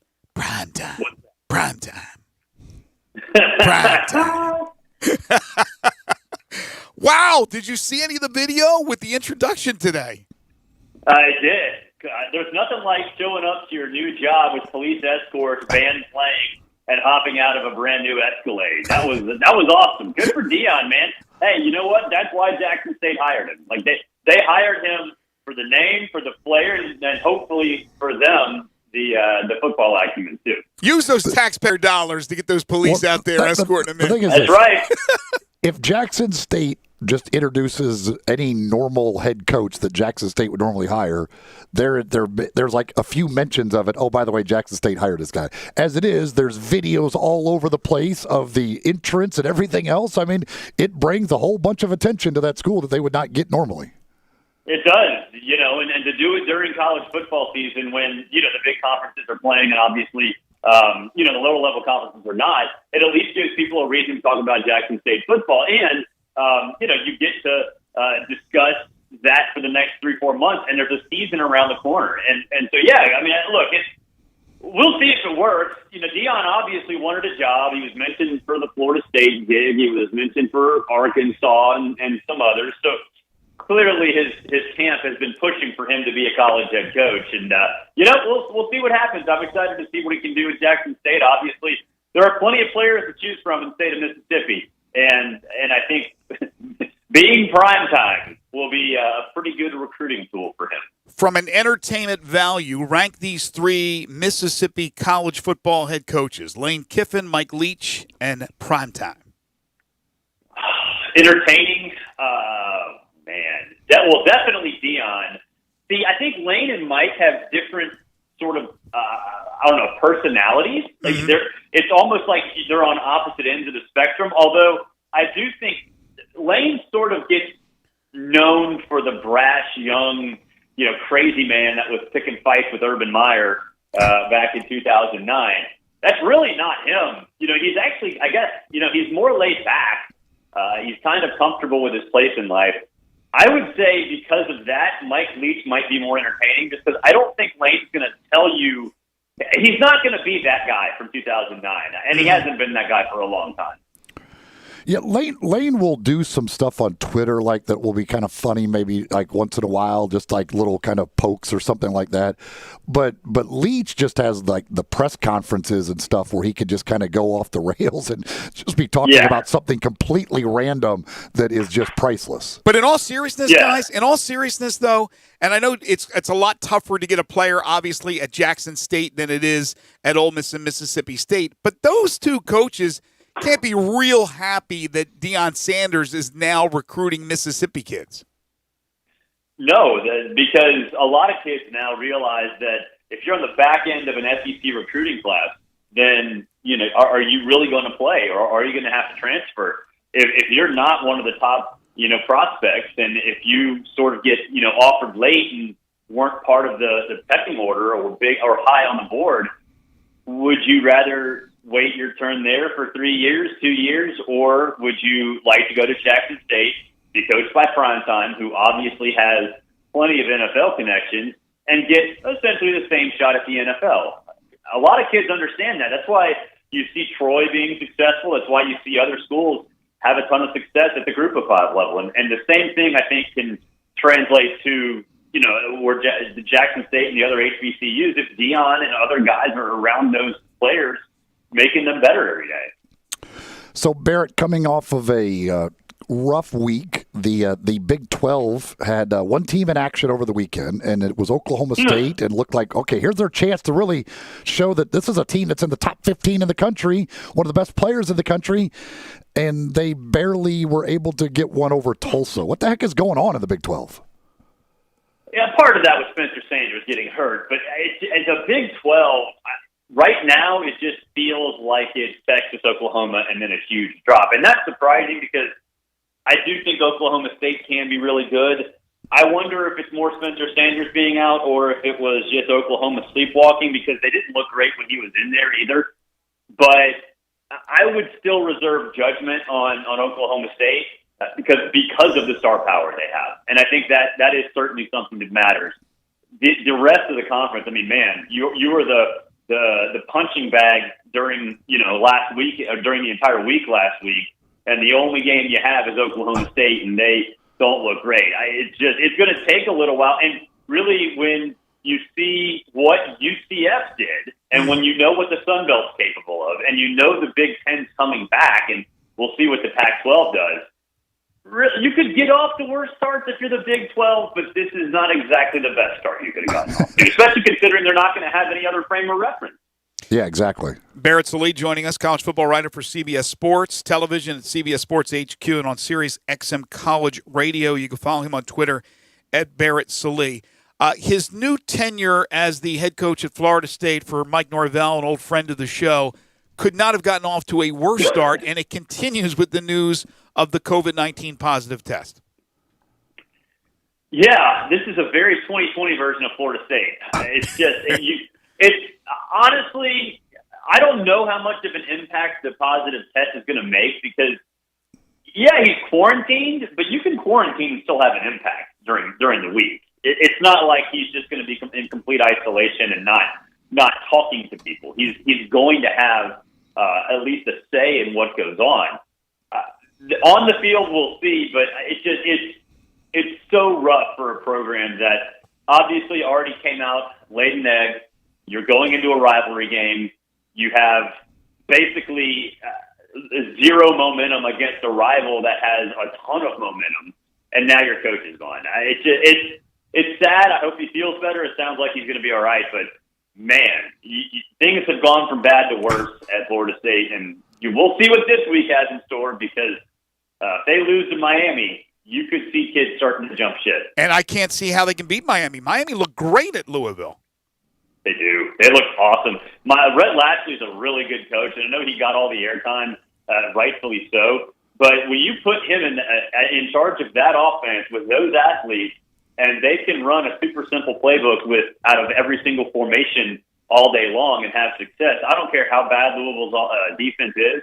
If they can play if their offensive line can play like that, and they can continue to have that kind of success and mix up basically the inside zone 11-5 million different ways, then you're going to be all right. And I think you saw more De'Aaron King. I think it's clear that they held some stuff back against UAB, knowing that Louisville was going to be a big game. And man, I'm not one person to sit here and say, okay, Team X is back after one performance early in the year, but if Miami, this is the most confident I've ever been in Miami being back. This, because 3 years ago they were not very good. They were just, they had an easy schedule. This feels more like the real Miami, especially considering they're explosive offensively, and that's kind of what they made their name with. Barrett, week 1, Notre Dame got the win over Duke, but wasn't really impressive doing it. What do we take out of their 52-0 shellacking of South Florida? Well, first of all, South Florida's dreadful. they are dreadful. To kind of struggle against the Citadel and then get smoked by Notre Dame, they're not very good. But I think improvement from week 1 to week 2. I think that you just sort of didn't know what you were going to get with Ian Book. I don't think they really knew what to ask him to do. He's an above-average quarterback that doesn't make mistakes, and it seems like in game 1 they wanted him to make him a difference maker, and that's just not really who he is. He does have to rely on folks around him. They did a good job of that against South Florida, and I think Notre Dame is still a work in progress. But if you have an offensive line like they've got and a stable of running backs, maybe you can get by with a above-average quarterback who's not necessarily a difference maker 24/7. So. I thought they looked good. I hate the cliche, you improved most from week 1 to week 2, but I think it applies for Notre Dame. I can't speak for everybody, but I know for me the days start to blend with everything that's going on with COVID-19, and I forget exactly what day it was that the Big Ten announced that they would play, but I believe it was after the last time we spoke to you. I don't think it was Monday, so I'm going to ask you about the Big Ten now opting back in, and also – what are you hearing about the Pac-12, the Mountain West, the MAC? We know that UMass today, an independent Division I team, is going to play a limited schedule. They just have to get some opponents. What do you think about everybody else following suit, and your thoughts on the Big Ten opting in? Yeah, how great is that for UMass? They just get to be the on-call team, every single week. Oh, your game got canceled? Give us a call. We'll play on Saturday.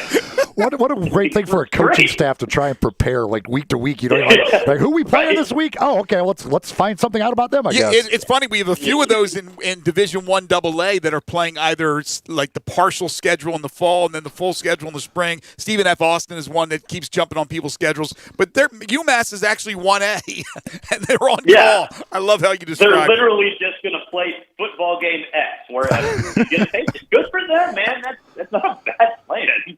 Good for them.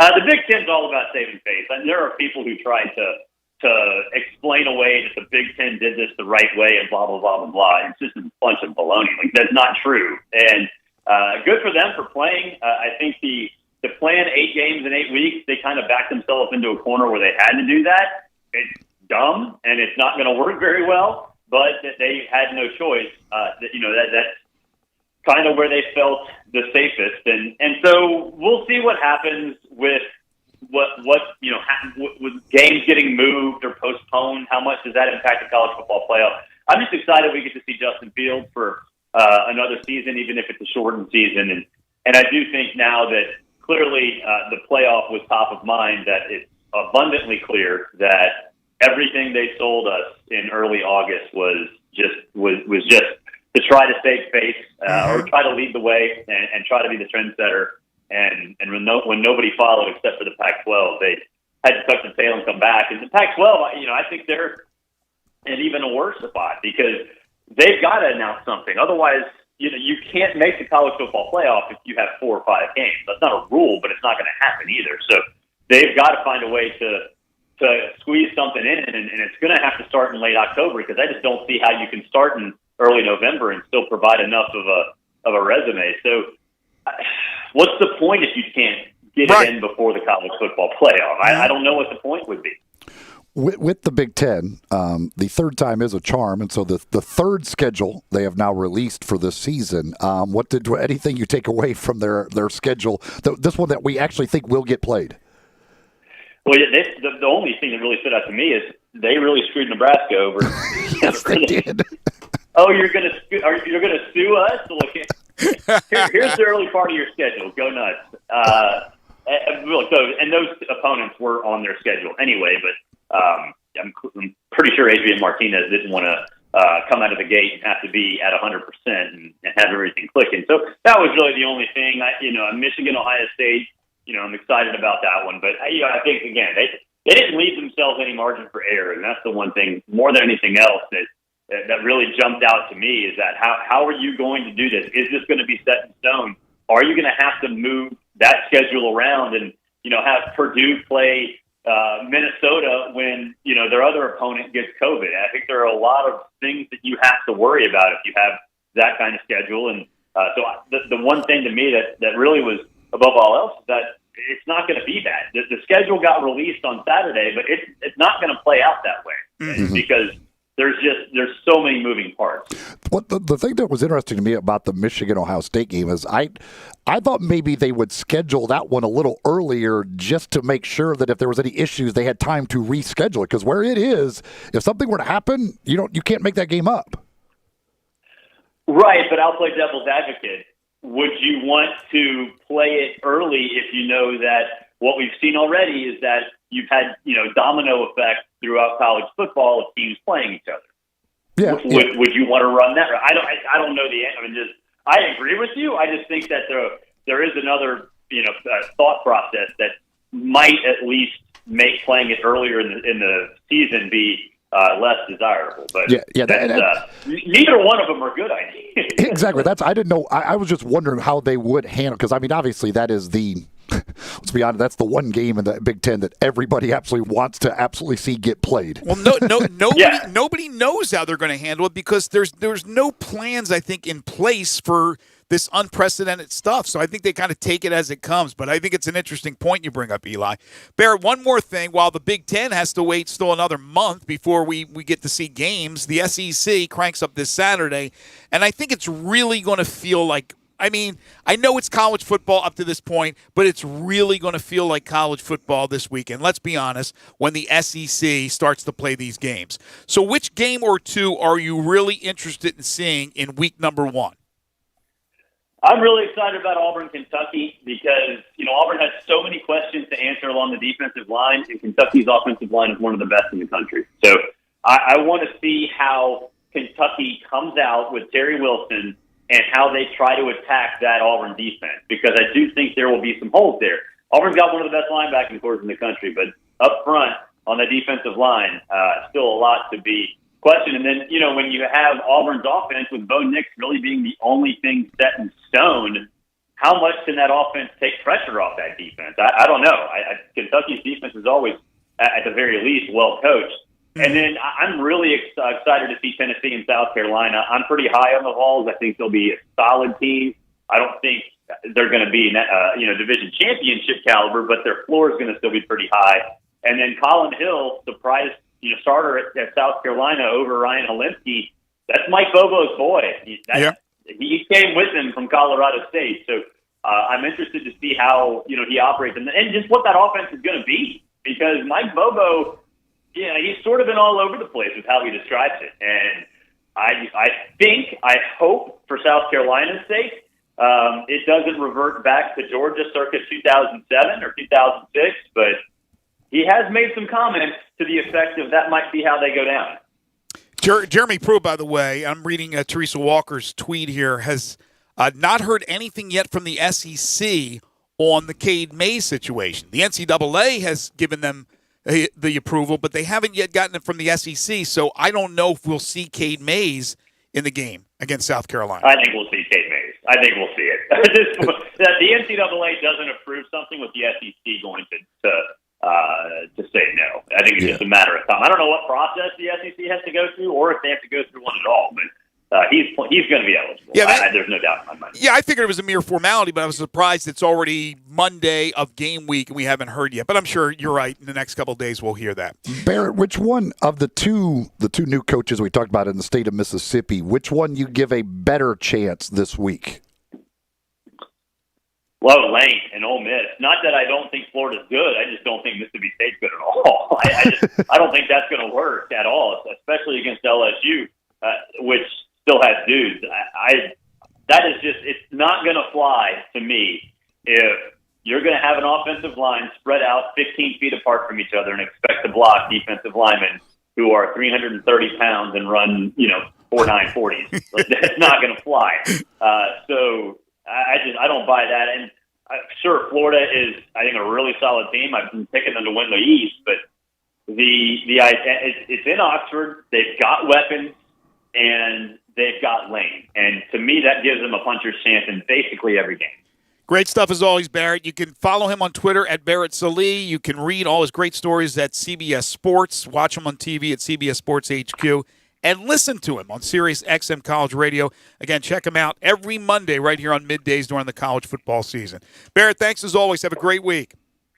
Thanks, guys. You too. Take care.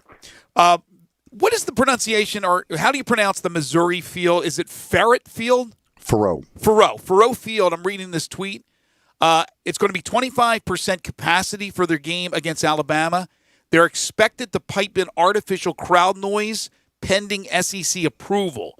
ESPN is expected to have mostly natural sound on TV with minimal crowd noise enhancement. So I didn't know you had to get that approved. I guess a certain decibel, right? Where I would imagine that you have to have it at a certain – you can only go so loud with it, but I didn't know you need approval for that. But that's what they're going to try to do for the Missouri game against Alabama. SEC's got a lot of stuff to get to this week. They got to approve players. They got to approve crowd noise. Maybe Vanderbilt should look into piping in crowd noise for the rest of time. Piping in something anyway. The Window Genie is the second-hour sponsor of Sports 56 Middays, a trusted name in window cleaning, but so much more. They do all kinds of tremendous stuff around the home, including cleaning and sealing concrete, brick, and natural stone, pressure washing, and house washing. They can also clean out gutters. So it's not just the windows, but the windows is, I guess you would say, the main thing they do, and they do interior and exterior windows with the streak-free guarantee. But right now, they are offering 15% off of their custom holiday lighting. Again, I want to emphasize this is really, really cool. One of the coolest things I've heard. It's a pain in the butt to put up the lights. If you want the pros to take care of it for you, that's what they're doing at Window Genie. They will customize the lighting. They will talk with you, figure out what you want, install it, maintain it, and then store it away when the season is done. And if you order by November 1st, you're getting 15% off. So call Kate Robertson today. Ask her about the early special on holiday lighting or any other of the things that they offer. It's 901-424-4100. 901-424-4100. Go online to windowgenie.com. Let the power of the Genie work for you. The Window Genie, the second-hour sponsor of Sports 56 Middays. When we return, we'll get back into the National Football League. We got some open lines at 360-8255. Hit us up via the First Bank text line if you'd like at 67129. Then we'll talk some NBA playoffs, some U.S. Open golf. In hour number 3, we'll have our 5 favorite songs. We'll do that at 12:05. Again, if you haven't sent your list in, please do so. The topic today is go or going. You can text in at 67129, or if you're watching us live, you can message us with the lists at Sports56 WHBQ on Twitter, Facebook, YouTube, Periscope, and Instagram. This is Sports 56 Middays. We are Sports 56 WHBQ. Listen to us daily on AM 560, 96.1 FM, or 87.7 FM. For over 8 decades, America's farmers have counted on the Little Red Tractor from Case IH, the Farmall, to help them make short work of their demanding chores. Well, Mid-South Ag can show you they aren't just for farms anymore. With horsepower ranging from 30 to 105, plus an army of attachments, they can tackle every chore on your to-do list, from hauling and mowing to loading and towing and then some. Stop by Mid-South Ag Equipment or call 662-890-3141 to find a Case IH Farmall that's right for you. Back to work at that job, the one you realized isn't for you? Well, that's if you're lucky, right? Make your move. You can start a new life as an IT pro in as little as 4 months from the comfort of your own home, even if you have zero computer experience. Take control of your future now. Go to mycomputercareer.edu and take the free career evaluation today. Live online classes meet just twice a week. It's not rocket science. It's mycomputercareer.edu. The day has come for huge savings at Gossett Chrysler Jeep Dodge Ram Fiat with Jeep Adventure Days and Ram Power Days going strong on Covington Pike. Get 0% APR plus no payments for 90 days. New 2020 Jeep Cherokee Latitude IIHS top safety pick $21,740 or $275 a month. 2020 Dodge Challenger, a muscle car with best-in-class cargo volume, $24,690 or $318 a month. 2020 Dodge Charger, America's fastest four-door muscle car, $24,990 or $329 a month. And 2020 Ram 1500 Tradesman Quad Cab, $366 a month. Drive past the rest. Come to the best. Gossett Chrysler Jeep Dodge Ram Fiat, 1901 Covington Pike. Online, GossettMotorCars.net. If you want it, we got it at Gossett Motor Cars. All 75 months at 3.99 APR, 3,500 down. Must finance through Chrysler, Cherokee, LD 561583, Challenger, LH 214,740, Charger, LH 116,732, 1500, LS 139,171. See dealer for complete details. Offer valid through end of the month with approved credit. Dealer stock only. Pros today have to do whatever the job calls for, and the Home Depot is here to help make that easier. With a wide range of delivery options, you can get what you need, from job lot quantities to small supply runs, delivered where and when you need it. Don't want to buy the tool? Rent it. We've got the most innovative products and more ways for pros to find them, in-store and online. Pros are changing, so are we. The Home Depot, how doers get more done. I'm here with outstanding team from Lexus of Memphis at 2600 Ridgeway. They're online at lexusofmemphis.com. Gary, tell everyone how they can experience the Lexus of Memphis satisfaction. Come in and be a part of our family at Lexus of Memphis. Experience the customer service that we provide to each guest like a member of our own family. If you're on the side of the road and you need us, we're there. If you need help with anything with your car, technology, Bluetooth, the app suite, we have dedicated team to help you with this in your journey with your Lexus. That's how they do it at Lexus of Memphis. Frontier Western Store is open and ready to serve you for all your needs in boots, apparel, pet food, and more. Frontier is proud to be a local leader here in the Mid-South when it comes to boots. Stop by the store today for an incredible selection of name brand work and dress boots. Come browse aisles and aisles of top quality boots at everyday low prices in our world famous boot showroom. Dan Post, Rocky, Durango, Twisted X, Georgia, Ariat, and many more. There are so many styles, colors, and fits available, you might need a hand picking out your favorites. Luckily, Frontier's knowledgeable sales staff will cheerfully assist you with any questions you have and ensure the proper fit of your new boots. Frontier also has an amazing selection of jeans and shirts by Wrangler, Ariat, and Carhartt, as well as a fully stocked women's boutique department with thousands of tops and dresses at unbelievable prices. New arrivals often. Frontier Western Store, 5880 Gilman Road in Olive Branch, and on the web at frontierwesternstore.com. Family owned and operated since 1967. Now, back to Sports 56 Middays delivered by FedEx.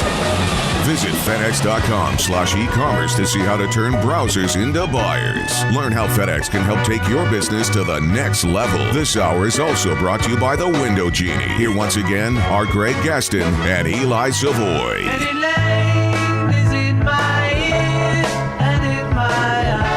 Welcome back, everybody. Get back into the NFL here in just a second. Ryan Silverfield is meeting the media with the Zoom interviews that he does every Monday. It's got to be weird for Ryan. It's like no game to talk about once again.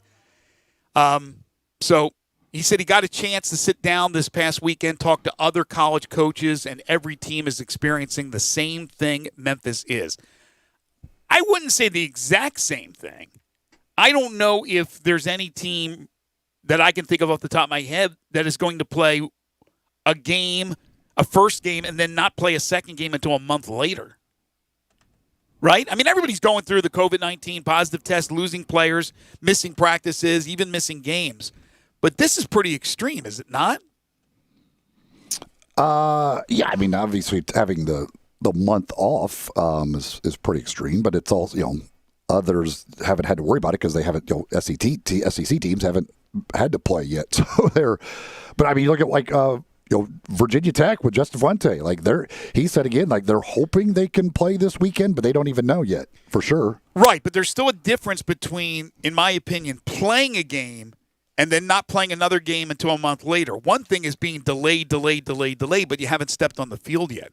Silverfield said he hates to start each press conference with another cancellation, but excited to add SFA, Stephen F. Austin. Still working on rescheduling the Houston game. Got a text on the First Bank text line. 67129 is the First Bank text line. If you want to text it, you certainly are welcome to do so. So he says, if Norvell has a losing season, will he get a second year? Yes. Yes, he's absolutely going to get a second year. I mean, and probably a third year. I mean, they're not. It'd have to be an absolute disaster after 2 seasons for him to be gone. Well, he has to get his quarterback in. He's still using Blackman. He's not probably the guy that fits his system the best. And so they're going to give him certainly an opportunity. They're paying him handsomely. I don't know. Are they done with their commitment to who was it before him? Taggart? Or it was Taggart, right? Taggart was before him. Yeah. Are they done with their financial commitment with him, right? They're not paying him anymore, are they? Well, they had to pay him I don't know obviously. They pay him off when he's leaving, right? Yeah, I don't know if they paid him all off right away or how they're paying staggering him. I mean, obviously there was years left on the contract, so I don't know how they paid him off or how they are paying him off. Yeah, so it wasn't like he was out of his contract was over. Right, that's what I mean. How much money do they have left if they have money left paying him?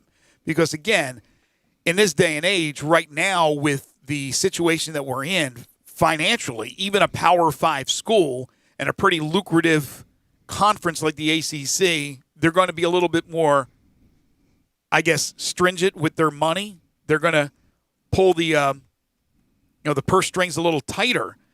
But this is, it's ridiculous to even bring that up at this point. The guy's just getting his feet wet. It's just not a great PR thing to have the backlash that he had with the players, although he said that they figured it out, and the players themselves said, yeah, we got it all straightened out. We had our conversation. We talked about it. Then they went out and did not play the way I thought they would play, even for an opening game. Then there's nothing you can do about him getting a positive test for COVID-19. And like Barrett Sallee said, he'll still be involved in the whole game planning and everything like that, but he won't be actually there and calling the game when it's played. And they're going up against a team, Miami, who, unless they have a big drop-off, is going to be a heavy favorite to beat them. Because Florida State didn't show us anything in that first game. So we have that. Got another text on a completely different subject, but says, do you guys know what's going on with Davy Crockett Golf Course? Drove by and it's closed since COVID, but the course looks kept up. The city courses, I know like they're all closed like one day a week for the most part. I don't know if Davy Crockett is maybe closed all the time right now. I don't know for sure exactly what their situation is. I know like Audubon and Fox Meadows and Galloway are all each closed like one day a week. Mm-hmm. That's what they went to when they reopened these, and maybe they just haven't reopened some of the other ones at all. I don't know for sure on that. I've never played Davy Crockett, but I did hear rumors about the possibility that it could end up being closed. Well, they've had that. They came out with that plan a couple of weeks ago where they announced where they're talking about like an orchard or something there, and there's going to be a walking trail around. I don't know what the plan is or when that and all that stuff, but yeah, I'm not sure exactly what all is going on there. All right, back to the NFL, and we recapped about 6 games before we brought Barrett Sallee on. So let's get back into that. Green Bay beat Detroit 42-21. You can argue that Green Bay has looked the best through 2 weeks. They are putting up points in bunches. Aaron Jones was tremendous in this game. And Detroit, which had an early lead, blows a double-digit lead for a 4th straight game going back to last season. But Green Bay and their offense right now is really clicking, even though you had Devontae Adams going down. Yeah, with the Lions, I mean, you got to wonder how much longer Matt Patricia's got. Losing a double-digit lead in 4 straight, and they've lost 11 straight games now. They were 3-3 at one point last year, right? and they have not won since. I'm sure you were watching the Sunday night game, right? Yes. Okay, did you see when they put up the graphic about who has had the most fourth quarter comebacks? They had a graphic about quarterbacks who have had because they were looking at Cam Newton, making the fourth quarter comeback. I don't remember that. Okay, they popped it up there, and like number 4 on the list was Matthew Stafford. And I thought to myself, do they ever win? I mean, Detroit never wins games, even though he's had a really good career. I guess Patricia, they don't win at all. Evidently, every time the Lions have won, even with Matthew Stafford and not Matt Patricia as the coach, it's always in comeback fashion. So, yeah, it's pretty. Well, they either win in comeback fashion or they blow a lead and lose. Yeah, generally they blow the lead and lose. It's horrific. It is really horrific, and you still have the Fords, right? They're still the ownership group. I don't know with Patricia. I know they like Patricia. He brings that attitude, but you better win. You better win some games. They went through that long stretch last year when they were losing, where like they had a lead in every one of the games, and they just could never hold it. They would get a lead and then lose it, and then again now 4 straight where you've lost double-digit leads. Does not look good on a head coach, and especially the head coach when he was asked about it last week about their fourth quarter struggles, and he basically talked about the interception at the goal line in the Super Bowl and said like that because of that he's a great fourth quarter coach because Seattle ran a bad play and Malcolm Butler made a great play. That means Matt Patricia should not be questioned about his fourth quarter of his team. Yeah, I think the situation was a little different. Like the whole personnel and the organization and things of that nature.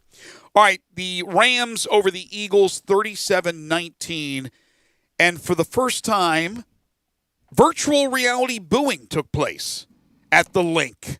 The Eagles lose by 18 at home. Mentioned earlier, former Tiger Darrell Henderson, 12 carries, 81 yards, his first NFL touchdown, 2 catches and 40 yards. You had Jake Elliott boot a couple of field goals for the Eagles, another former Tiger. But Carson Wentz, and you and I go back and forth on Carson Wentz. You like him a lot better than I do. I just think he has the natural tools, the athleticism, the arm, but there's something missing. So I just don't know what it is. I can't put my finger on it. But they're married to Wentz now. They've put together a large contract that he has 4 years left on it, 3 years, whatever it is. So they are in bed with him. But I just don't like him in the long run. I think there's something missing with Carson Wentz. Well, yeah, I mean, it is not going to. I don't love Carson Wentz. My whole thing was I would just keep him over Nick Foles, and I still would keep him over Nick Foles. I know you love Nick Foles. I never thought Nick Foles was the guy that I would want to be. I would rather have Carson Wentz than him. It was a good thing in Philadelphia. I think Foles was a good fit in Philadelphia. Obviously, it didn't work out in Jacksonville. So, maybe it's not. But I don't think Wentz is either. And they lose to the Rams 37-19. I mean, there is. Like for them to be 0-2, I don't think anybody saw that. No. Now, granted, it was the first game was the one that nobody certainly would have ever imagined that they were going to lose to the football team. But losing to the Rams isn't nearly as bad. But I mean, the fact that they weren't real competitive certainly doesn't look good. And again, it's another one of these teams where you start paying the quarterback a whole bunch of money, and you're going to have attrition at other positions. Tampa Bay 31-17 over Carolina. We mentioned to you earlier, Christian McCaffrey's now lost for a few weeks, even though he had a couple of touchdowns and then he got hurt. Tom Brady, 23 of 35, 217, a touchdown and a pick. I thought Brady was solid. They had a couple of drops. Shady McCoy dropped one that should have been a touchdown. And Leonard Fournette, 12 totes, 103 yards, 2 touchdowns, 4 catches. So already that pickup, that acquisition is paying off. I thought it was a really solid performance by the Tampa Bay defense, and they win by 2 touchdowns. Yeah, you'd have to think that this is probably the first step, I guess, in Leonard Fournette being the guy at the running back position. Ronald Jones got a touchdown, and that's all fine. But, I mean, at least if he stays healthy, you would think that Leonard Fournette is going to be the guy. It's weird, though, that Gronk has not been existent. No. He has 2 catches. He did not have a catch yesterday. He's got 2 catches for the season. Yeah, he had a big drop in that game. I guess it made no difference in the long run, but he did have a drop. He's got 2 catches for 11 yards, and that was all in week 1. Yesterday he got shut out in that game. He's doing more of the blocking, and O.J. Howard's more of the catching, the tight end who's catching passes, and I don't know if that fits Gronk. He can block, there's no question about it, but Gronk is an end zone touchdown maker. I mean, he's a big target, but O.J. Howard's nothing to sneeze at either. Did Gronk come back out of retirement to block? I think Gronk came out of retirement just to hang with Tom Brady. Brady asked him to come out of retirement. He said, what the hell? And, let's see if we can make some magic with this Bucs team and kind of calm down the conversation that it's all about Belichick in New England. Let's see if we could shock the world and win a Super Bowl in Tampa Bay. I think Gronk, sign me up. I think Gronk is just fired up about being a part of that. Can we also give him a few more weeks to get back into the swing of things? I mean, he was retired, and then he comes back, didn't get any preseason games. Let's give him a couple more weeks to get his catching back on. He was wrestling, man. He was wrestling. Right. He should be in great shape. He was wrestling. He was what do they call the 24/7 champ? He was a champion. He was a champion wrestler. Yes, it's still early, and they don't. I don't think they care what he does the first couple weeks. They would hope he's ready to go and in good shape by the end of the season. But just the fact that just get completely shut out in a game, and I think it was the only target he got in that game. I think he got one target, which that just surprises me. That was a drop. That he's not at least a little bit more involved with the offense. More Colts news, more bad news. Paris Campbell, I mentioned, got hurt in the game. He suffered a PCL injury. It's expected to sideline him indefinitely, according to Adam Schefter. I'm getting scared to look on Twitter anymore because every other tweet is a Colts injury. When we come back, we'll continue the look back at the NFL week number 2 with the Monday night game still to come. The Saints and the Raiders. That game you can hear right here on our stations on Sports 56, AM 560, 96.1, 87.7. It was also a great weekend for kickers for the most part. Some big kicks that won games. We talked earlier about the one that Gotti hit for the Titans. We got a couple of more to get into when we return. Also, from Ryan Silverfield, I mentioned he's having the Zoom meeting with the media. He said he texted Mike Norvell since Mike Norvell tested positive.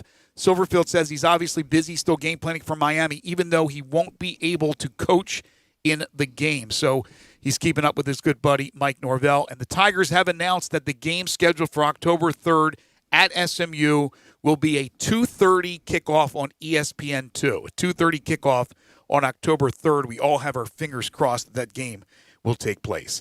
This is Sports 56 Middays on Real Sports Talk. Sports 56, that's AM 560, 96.1 FM, and 87.7 FM. Listen online anywhere, anytime at sports56whbq.com. And now a game of Commercial Chicken, brought to you by Progressive, where we see how long Flo can go without talking about insurance. Ready? Go. So, have you noticed how everyone's grammar is completely awful now? Like, the texting and the LOLs. Whatever happened to punctuation? I mean, drivers who switch to Progressive could save big. Okay, you win. We can't help but save customers money. Progressive Casualty Insurance Company and Affiliates. Upgrade your commute at Acura of Memphis. Seize the thrill and test drive one of our award-winning models, each packed with cutting-edge technology, luxurious amenities, and a driving experience that's sure to awaken your inner self. Driving shouldn't be a chore, it should be an adventure. Advance your drive today, shop our aggressive lease and finance options now. Luxury is waiting at Acura of Memphis, or shop online 24/7. Visit AcuraofMemphis.com. Brian Elder's Roofing Solutions. Chris Price here for Brian Elder Roofing. The storms we've had over the past several months have been devastating to our communities. The rainy season is ahead. You may have not even noticed the dripping in your attic, water stains throughout your home, or even worse, mold and mildew. Please call Brian Elder Roofing and we will send out our project managers to assess any damage. We will not try to sell you a roof if all you need is a repair. We will measure your roof from outer space. 0% for 60 months, even no payments till 2022 are available with approved credit.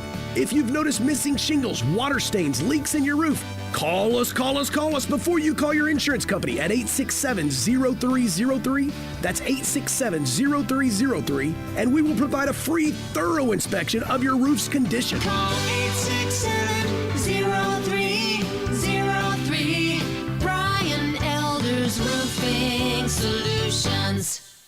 Welcome to Triumph Auto Sales, where you'll have a great car buying experience. Triumph Auto Sales is your #1 source of quality pre-owned vehicles ranging from lease returns to new car trades, all at huge savings. Plus, Triumph has a full array of financing options to meet your needs. Find your next car online at triumphautosales.com or stop in today at 4875 Elmore Road. Triumph Auto Sales will help you get the vehicle you want at the price you need and the service you deserve. For a great car and a great experience from a local and family-owned business, visit Triumph Auto Sales. At First Bank Mortgage, their core purpose is to help you get to a better place. That better place may be a lower monthly payment, that vacation you thought was impossible, or getting into a home with a fenced backyard where your kids can play. To get into your better place, First Bank Mortgage makes decisions right here at home. Dedicated to helping you get to your better place, First Bank Mortgage. Call Daniel Mooney at 901-462-0145 today.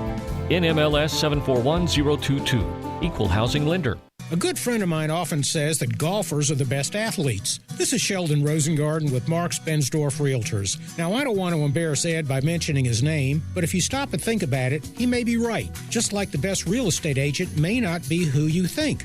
Like a left tackle in football, a golfer hits it hard off the tee. Like a sprinter, the golfer walks down the fairway to reach his ball. Then like a quarterback who wants to connect with a distant target, the golfer hits the ball again, and in my case, again and again and again. So if you or someone you know is thinking of selling a home, draft your team by interviewing the players. Find out who will block that offensive lineman from knocking your deal down, and find out about the Shell Bucks option play. When interviewing, call or email me to find out why people often say, when you want the job done, call Shell Done. You can reach me at 483-0546 or memphisrelocate.com. That's 483-0546 or memphisrelocate.com. Do it now and don't fumble that ball. Now, back to Sports 56 Middays delivered by FedEx. Visit FedEx.com/e-commerce to see how to turn browsers into buyers. Learn how FedEx can help take your business to the next level. This hour is also brought to you by the Window Genie. Here once again are Greg Gaston and Eli Savoy. Welcome back. Let's finish up the NFL. We mentioned earlier about the Cowboys. In fact, to start the program today, the Cowboys' amazing comeback and the Falcons' collapse. 79 points scored in that game, and it ends with Greg Zuerlein kicking the game-winning field goal 46 yards out. But Dak Prescott in that game, Eli, throws for 450 and rushes for 3 touchdowns, and he came back from an injury. Another of the many injuries that happened on Sunday, but obviously it wasn't that serious that prevented him from not coming back into the game. And, boy, the Cowboys needed every bit of Dak Prescott. Yeah, he was really good. CeeDee Lamb goes over 100 yards. Amari Cooper gets 100 yards. Those wide receiver weapons are pretty darn good. Gallup had the big catch at the end as well. And so, yeah, I mean, that's 450 and 3 rushing touchdown. And that, to me, the rushing part of that is I've said since the day Dak got there, if you're going to have Dak Prescott, you have to use him running the football. And there's got to be some read option involved. And they actually did go to some read option down there by the goal line. Because I think he's extremely effective. And when you've got him and Ezekiel Elliott that you got to make your decision on in that, that's a pretty nice combination. You got to take advantage of your personnel. Buffalo beat Miami 31-28. Give the Dolphins credit. They were hanging in there, battling, and almost pulled it off. But Buffalo in the end gets 417 yards passing from Josh Allen and 4 touchdown passes. So he's more than just somebody who beats you with his legs. The guy has a rocket arm, and he's connecting at a pretty good percentage right now. So his accuracy is there. Josh Allen is really developing. Yeah, right. I mean, right now you would have to say he's the best quarterback of that year, right? Yep. And it's probably not even close. Well, it's not. Baker Mayfield's been too up and down. Sam Darnold just hasn't gotten it going yet. Who am I missing? Who's the fourth? Well, was Lamar in that class? Was that the Lamar class? Oh, yeah. Well, was Lamar that? Wasn't Lamar later in the draft? Yeah, in the first round at the end? Well, yeah, Josh Rosen. Yeah, was that Rosen. Year too. He does, obviously. That's not even a. Yeah, I think Lamar. I guess Lamar would be the best. Yeah, that's right. Yeah, Lamar would be the best. Kansas City edged the Chargers 23-20 in overtime. Another injury. Tyrod Taylor injures what did they say, shoulder or chest? What was it? Right. It was a chest injury, they kept saying. Before the game started. So here's Justin Herbert out of Oregon. Second game, but his first game playing, and he gets the start. Goes 22 of 33 for 311, a touchdown and a pick. And they could have won that football game. It went to overtime. People are criticizing Anthony Lynn for punting. Patrick Mahomes did not have a great game for who he is, but he still threw for 302 and 2 touchdowns. And then another one of those kickers coming through at the end, Harrison Butker with a 58-yarder as the Chiefs survived the Chargers. Yeah, Butker had a nice game. It's some kickers have had some tough times, but Butker had a heck of a game, that's for sure. Yeah, Butker, Zerline, Gostowski, all with game winners on Sunday. Baltimore, speaking of Lamar Jackson over Houston, 33-16. Justin Tucker, one of the best field goal kickers in the NFL, hit 4 of them. And again, Deshaun Watson's numbers were good, but they took his weapon away. They took away his weapon, DeAndre Hopkins, and Houston's now 0-2. Yeah, again, I mean, that wide receiving core, I mean, DeAndre Hopkins makes everybody around him a lot better when he's there, and I just wonder, are those guys good enough? I mean, I think Deshaun Watson is very good, but I don't know what David Johnson really has left as a running back, and then those wide receivers, I just don't like that group that much. Arizona doubled up Washington 30-15 to go to 2-0. We were talking earlier about Antonio Gibson from Memphis in the second game. Gets his first NFL touchdown, 13 carries, 55 yards for the Redskins in a losing effort. But Kyler Murray, once again, the story. 26 of 38, 286, a touchdown and a pick, and then 8 carries for 67 more yards and 2 rushing touchdowns. Kyle Murray has more rushing yards than Christian McCaffrey, more rushing touchdowns than Ezekiel Elliott, and more passing yards than Patrick Mahomes through 2 games this season. He's been great. Absolutely great. And then finally, Seattle last night in a wild one against New England to wrap up the Sunday. 35-30 comes down to the final play. Cam Newton stopped at the 1-yard line. Cam Newton was excellent. 397 passing yards and 2 rushing touchdowns. Russell Wilson was even better. 288, 5 touchdown passes. Russell Wilson just doesn't make mistakes. But it came down to that final play, and New England right on the doorstep. It makes sense to some degree to give the ball to your big old quarterback and let him bulldoze into the end zone. But also I thought about, listen, Seattle knows what he's going to do.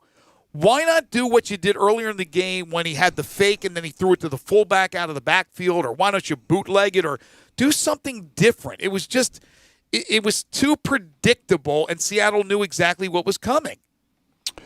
Yeah, it was a terrific defensive play by the one guy who got in there and blew the whole thing up. But, I thought maybe it was going to be the kind of fake run and then throw like he did that one earlier in the game. But, listen, Cam Newton in the goal line is not really that bad of an option. Normally that's pretty successful. So I can't really question it. It's amazing when those two teams play how close the games end up being. Yep. It seems to always come down to the final play of the game. It's just absolutely crazy when those two play each other.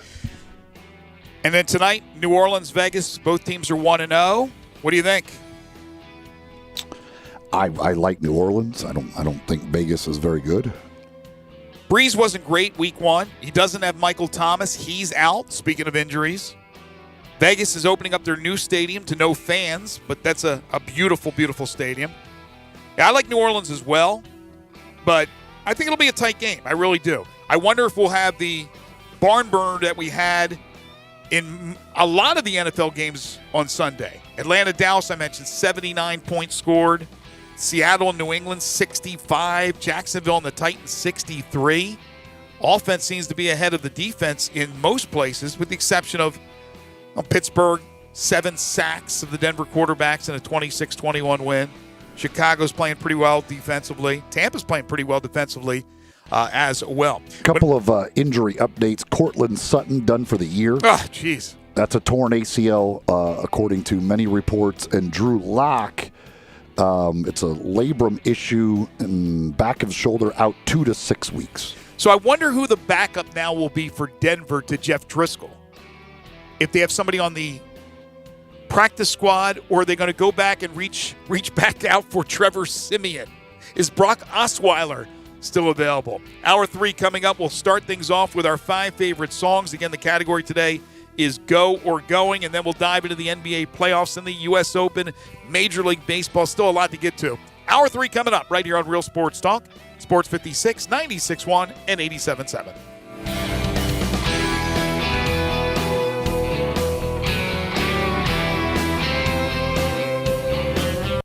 Hi, this is Troy Five-Ash, owner of Five-Ash Roof Services. You've heard me talk about how we offer the best products, the best warranties, and the best services for years. Now let's talk about pricing. Pricing should never be the only reason you hire a contractor, but in today's world, pricing is always a consideration. So we suggest you get 2 or 3 estimates for your roof replacement from a reputable, licensed, and insured company, and then give us a call. If we can't beat your best price for a comparable roof system by more than $100, we'll give you $100. It's that simple. We are so sure we can offer you the best price, beating all other qualified companies. We will hand you $100 if we can't, and thank you for the opportunity. So give us a call. What's the worst thing that's going to happen? Make $100? Five-Ash Roof Services, a proud supporter of Tiger Athletics and the official roofer of the Tigers home team. Five-Ash Roof Services, fair, honest, and ethical. 367-0050 or memphisroofer.com. Five-Ash Roofing, it's what we do. We're here for you. Looking for a high-efficiency planting solution? The Case IH 2150 Early Riser Planter combines the industry's most accurate planter technologies with a rugged row unit for a fast and uniform emergence. The Case IH 2150 Early Riser operates at your speed and adapts to unique field conditions so that you can maximize your yield potential. Stop in or call Mid-South Ag Equipment at 662-890-3141 to learn more. That's Mid-South Ag, your Case IH Equipment headquarters.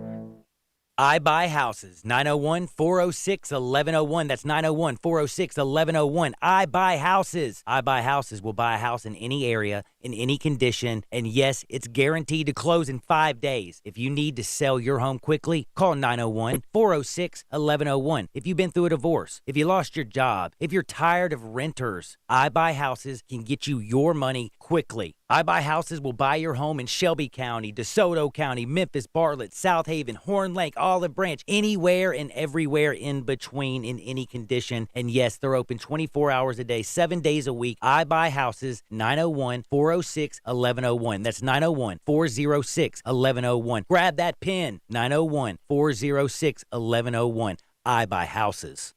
All 75 months at 2.99 APR, G4, LHFO 7472, Outlander, LU 029957, Eclipse, LZO 15617. Includes all rebates and incentives, PF 59875, excludes tax, title, and license. Offer valid through end of the month with approved credit dealer stock only. See dealer for complete details. Gossett's Mitsubishi Madness is in full swing at Gossett Mitsubishi on the Pike, and you'll find deals to get this party started. 2020 Mitsubishi Mirage G4 gets 41 MPG Highway. We Gossett at $139 a month or buy for $12,435. 2020 Mitsubishi Outlander Sport, built to handle any adventure at $229 a month or buy for $18,573. And take the 2020 Mitsubishi Eclipse Cross for a spin at $19,107 or $229 a month. Get confidence today, tomorrow, and long into the future with a 10-year, 100,000-mile powertrain warranty. Mirage G4, $139 a month. Outlander Sport, $229 a month. And Eclipse Cross, $229 a month. So get to Gossett Mitsubishi today, 1870 Covington Pike, or shop online at memphismitsubishi.com. If you want it, we got it at Gossett Motor Cars.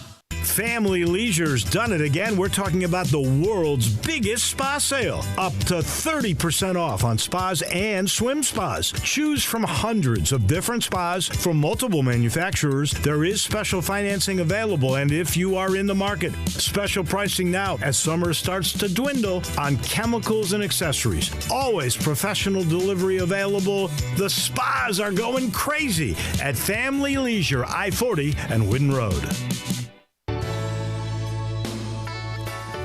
Listen Sundays at 11 a.m. to join Idlewild Presbyterian Church for worship. Idlewild is a PCUSA church located in Midtown Memphis.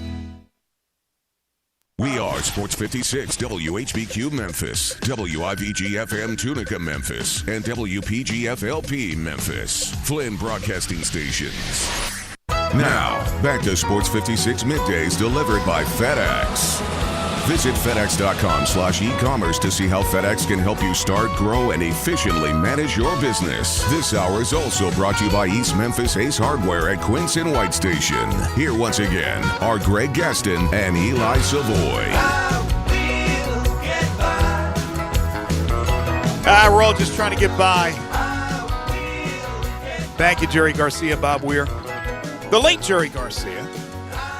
Little Grateful Dead intro as we return for hour number 3. Greg Gaston, Eli Savoy, Gabe Kuhn. The Monday, September 21st, 2020 edition of Sports 56 Middays. Boy, we've had a lot to talk about, and we still haven't gotten to anything, not by a million miles, man. We still have not talked about the U.S. Open and the performance by Bryson DeChambeau. We haven't gotten to Major League Baseball. This is the final week of the regular season. And we also haven't talked about the NBA playoffs and the Anthony Davis three-point shot at the buzzer to win it for the Lakers. And Boston's win on Saturday against Miami. We will do so in our final 30, but we got our 5 favorite songs coming up in just a moment. So we need you to text in at 67129 if you have not done so to this point. Your 5 favorite songs with the word go or going in the title. If you are watching us live, you can message us at Sports56 WHBQ on Twitter, Facebook, YouTube, Periscope, and Instagram. So send us those lists. We'll get to that in just a moment. Want to remind everybody, we're in the Family Leisure Studios where family and fun come together. The world's biggest spa sale going on right now at Family Leisure, 2120 Whitten Road, just north of I-40. Sports 56 Middays delivered each and every day by our title and presenting sponsor, FedEx. No matter what stage you're at in your business, there's room to grow online. Learn more at fedex.com/e-commerce. And the third hour of the program is brought to you by East Memphis Ace Hardware, 5143 Quince Road, next door to Billy Hardwick's All-Star Lanes, your neighborhood Ace in East Memphis for convenience, service, knowledge, and price. Online at acehardware.com where you get free shipping. Call them at 901-683-8688. Open Monday through Saturday, 8 to 7, Sunday, 10 to 4. It is East Memphis Ace Hardware. Time now for our 5 favorite songs. 5 favorite songs. All right, if my memory serves me correctly, I think I was first on Friday. So we'll start things off with Eli. We'll go to Gabe, and then I'll be third, and then we'll get to all your lists. Again, go or going. You can't use gone. We're going to do that as a separate category. But, Eli, I thought this was really strong, this category. Really good songs that I had to leave off my list. I don't know what you thought.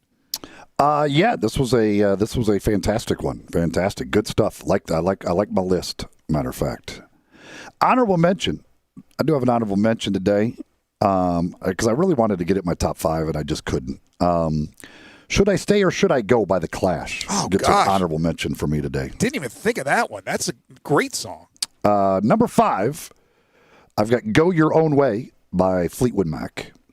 Number 4, Let's Go by The Cars. Number 3, No Particular Place to Go by Chuck Berry. Number 2, Let's Go Crazy by Prince, which really, really could have been number 1. That's one of my favorite Prince songs. I love the start of that song. But that's just number 2. And my number 1. Hey, Chicago, what do you say? The Cubs are gonna win today. No, that's not my number 1. It should be number 1. It should be on the list, but I did not want to put it on my list. It's not a great song, although it is awesome to hear again. My number 1. This is actually what this was back in my 80s days growing up. I just absolutely love this song. Though I keep searching for an answer, I never seem to find what I'm looking for. Lord, I pray you give me strength to carry on, 'cause I know what it means to walk along the lonely street of dreams. Here I go again on my own, going down the only road I've ever known. Like a drifter, I was born to walk alone. White Snake. Here I go again. Fantastic song. Tawny Katane. Agreed. Tawny Love Katane. that song. 2 words for you, my friends. Tawny Katane. Remember, Gabe, are you too young to remember that? The beautiful woman I guess so. on the White Snake videos that was all over the hood of the car. And then later she was on what? Was she on like the latter years of WKRP? You remember, Eli? I don't know. I don't know about that. Tawny Katane. All right. Good song. Good song. Gabe, what do you got? Some good stuff, I'll tell you what. I'm going to start with my honorable mention. It's come up before. My Heart Will Go On, Celine Dion. 5. I assume Greg's got that at number 1 on his list, so I'm not even. It's I figured. not on my list. Oh, gosh. Well, 5, It's Going Down by Young Jock. Very rap heavy today. Young Jock. Young Jock. Is it Jacques like? No, no. Or J-O-C-K? No, not Young Jock. It is Young Jock. J-O-C. Didn't know if this was a French rapper or what. Not Young Jock. Young Jock. 4, Going Back to Cali, Notorious B.I.G. 3, I agree with you, Eli. Here I Go Again by Whitesnake. 2, Go DJ by Lil Wayne. And then my number 1. In the summertime, when it's hot outside, streets are bare, there's no one there, and the valley's wide. There comes a time, two hearts of gold, live together, run forever on the open road. They gotta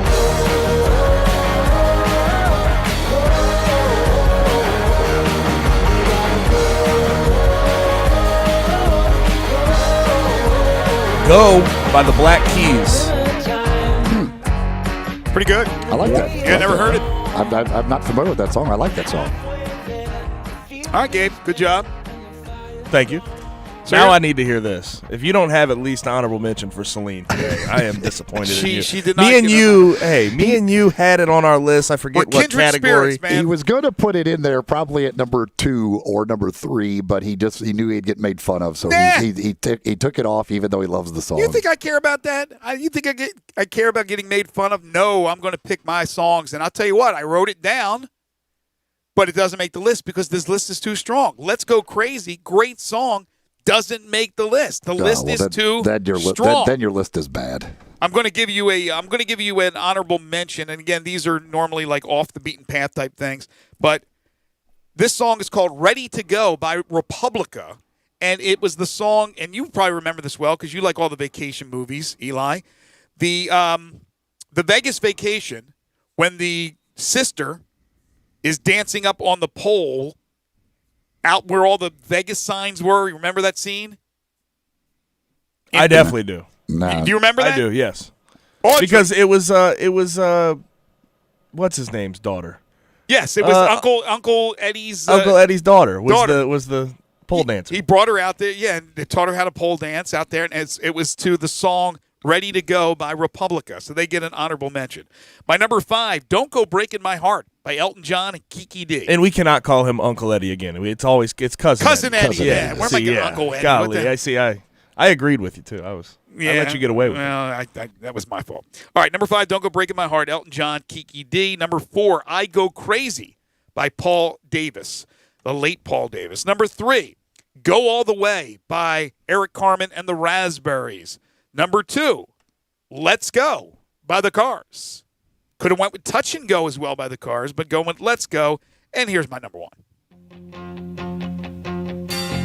Loving you isn't the right thing to do. And how can I ever change things that I feel? If I could, maybe I'd give you my word. How can I, when you won't take it from me?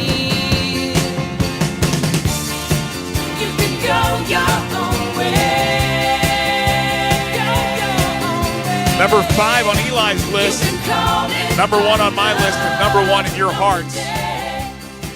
Fleetwood Mac, "Go Your Own Way." Lindsey Buckingham on lead vocals. Stevie Nicks, you hear her in the background. Great song. Great song. Always charges me up, fires me up. Love that tune. All right, let's get to the listeners' lists.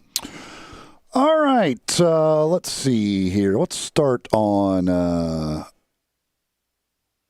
with some Facebook and Periscope and others. Bobby, by the way, says "Go Cubs Go" should be everyone's number 1. I do kind of agree on that, Bobby. You're absolutely right. Absolutely not. Not even, no. I would tend to disagree as well. I think Bobby makes a great point, to be honest with you. But that's just me. Carolyn has Going Bad by Meek Mill and Drake. Go Flex by Post Malone. Wake Me Up Before You Go Go by Wham. Going to a Go-Go, Smokey Robinson and the Miracles. Good song. An honorable mention to Don't Go Breaking My Heart with Elton John and Kiki D. If I could be reborn, I'd change my name to Kiki D. I just like saying Kiki D. Did you have her number one there? What was her number one? Huh? Did you say her number one song? Well, she didn't rank. I don't know. I don't know if they're going from 5 to 1 or 1 to 5. Okay. So. Gotcha. Either Going to a Go-Go or Going Bad, if they're in order. Okay. John on Facebook, Let's Go Dancing by Kool and the Gang. Go Your Own Way. Go Gina by SZA. I believe that's pronounced SZA. Gabe, are you familiar with SZA? Yeah, SZA. Is it SZA? Yes, okay. that is SZA. Look at that. Look how hip you are, Eli. I knew. For some reason, I had a feeling that I knew that was SZA. I don't know why I knew that. Here we go again by Portrait, and Don't Go Into That Barn by Tom Waits. Honorable mention to Here I Go Again. Andrew on Facebook, Don't Go Breaking My Heart. Number 4, Before You Go by Louis Capaldi. Number 3, Let It Go, James Bay. Number 2, Go by Cody Fry. And number 1, Don't Let the Sun Go Down on Me by Elton John. Brandy, When the Sun Goes Down, Kenny Chesney and Uncle Cracker. Number 4, Love That Lets Go, Hannah Montana, Billy Ray Cyrus. Number 3, Go Ahead and Break My Heart, Blake Shelton and Gwen Stefani. Number 2, Ready, Set, Don't Go, Billy Ray Cyrus and Miley Cyrus. So she's got Hannah Montana and Miley Cyrus on her list. Number 1, Girl Going Nowhere, Ashley McBride. Eli, I think they're the same people. No, it's not. It is not. Same person. There's Hannah Montana, who did a duet with Billy Ray Cyrus, and then Miley Cyrus did a duet with Billy Ray Cyrus. Oh, okay. Billy's doing a lot of duets with a lot of different people. Got an honorable mention to So It Goes by Taylor Swift. Billy on Facebook, Sitting on Go, Brian White. Number 4, There Goes, Alan Jackson. Number 3, Goes Good with Beer, John Michael Montgomery. Number 2, She Let Herself Go, George Strait.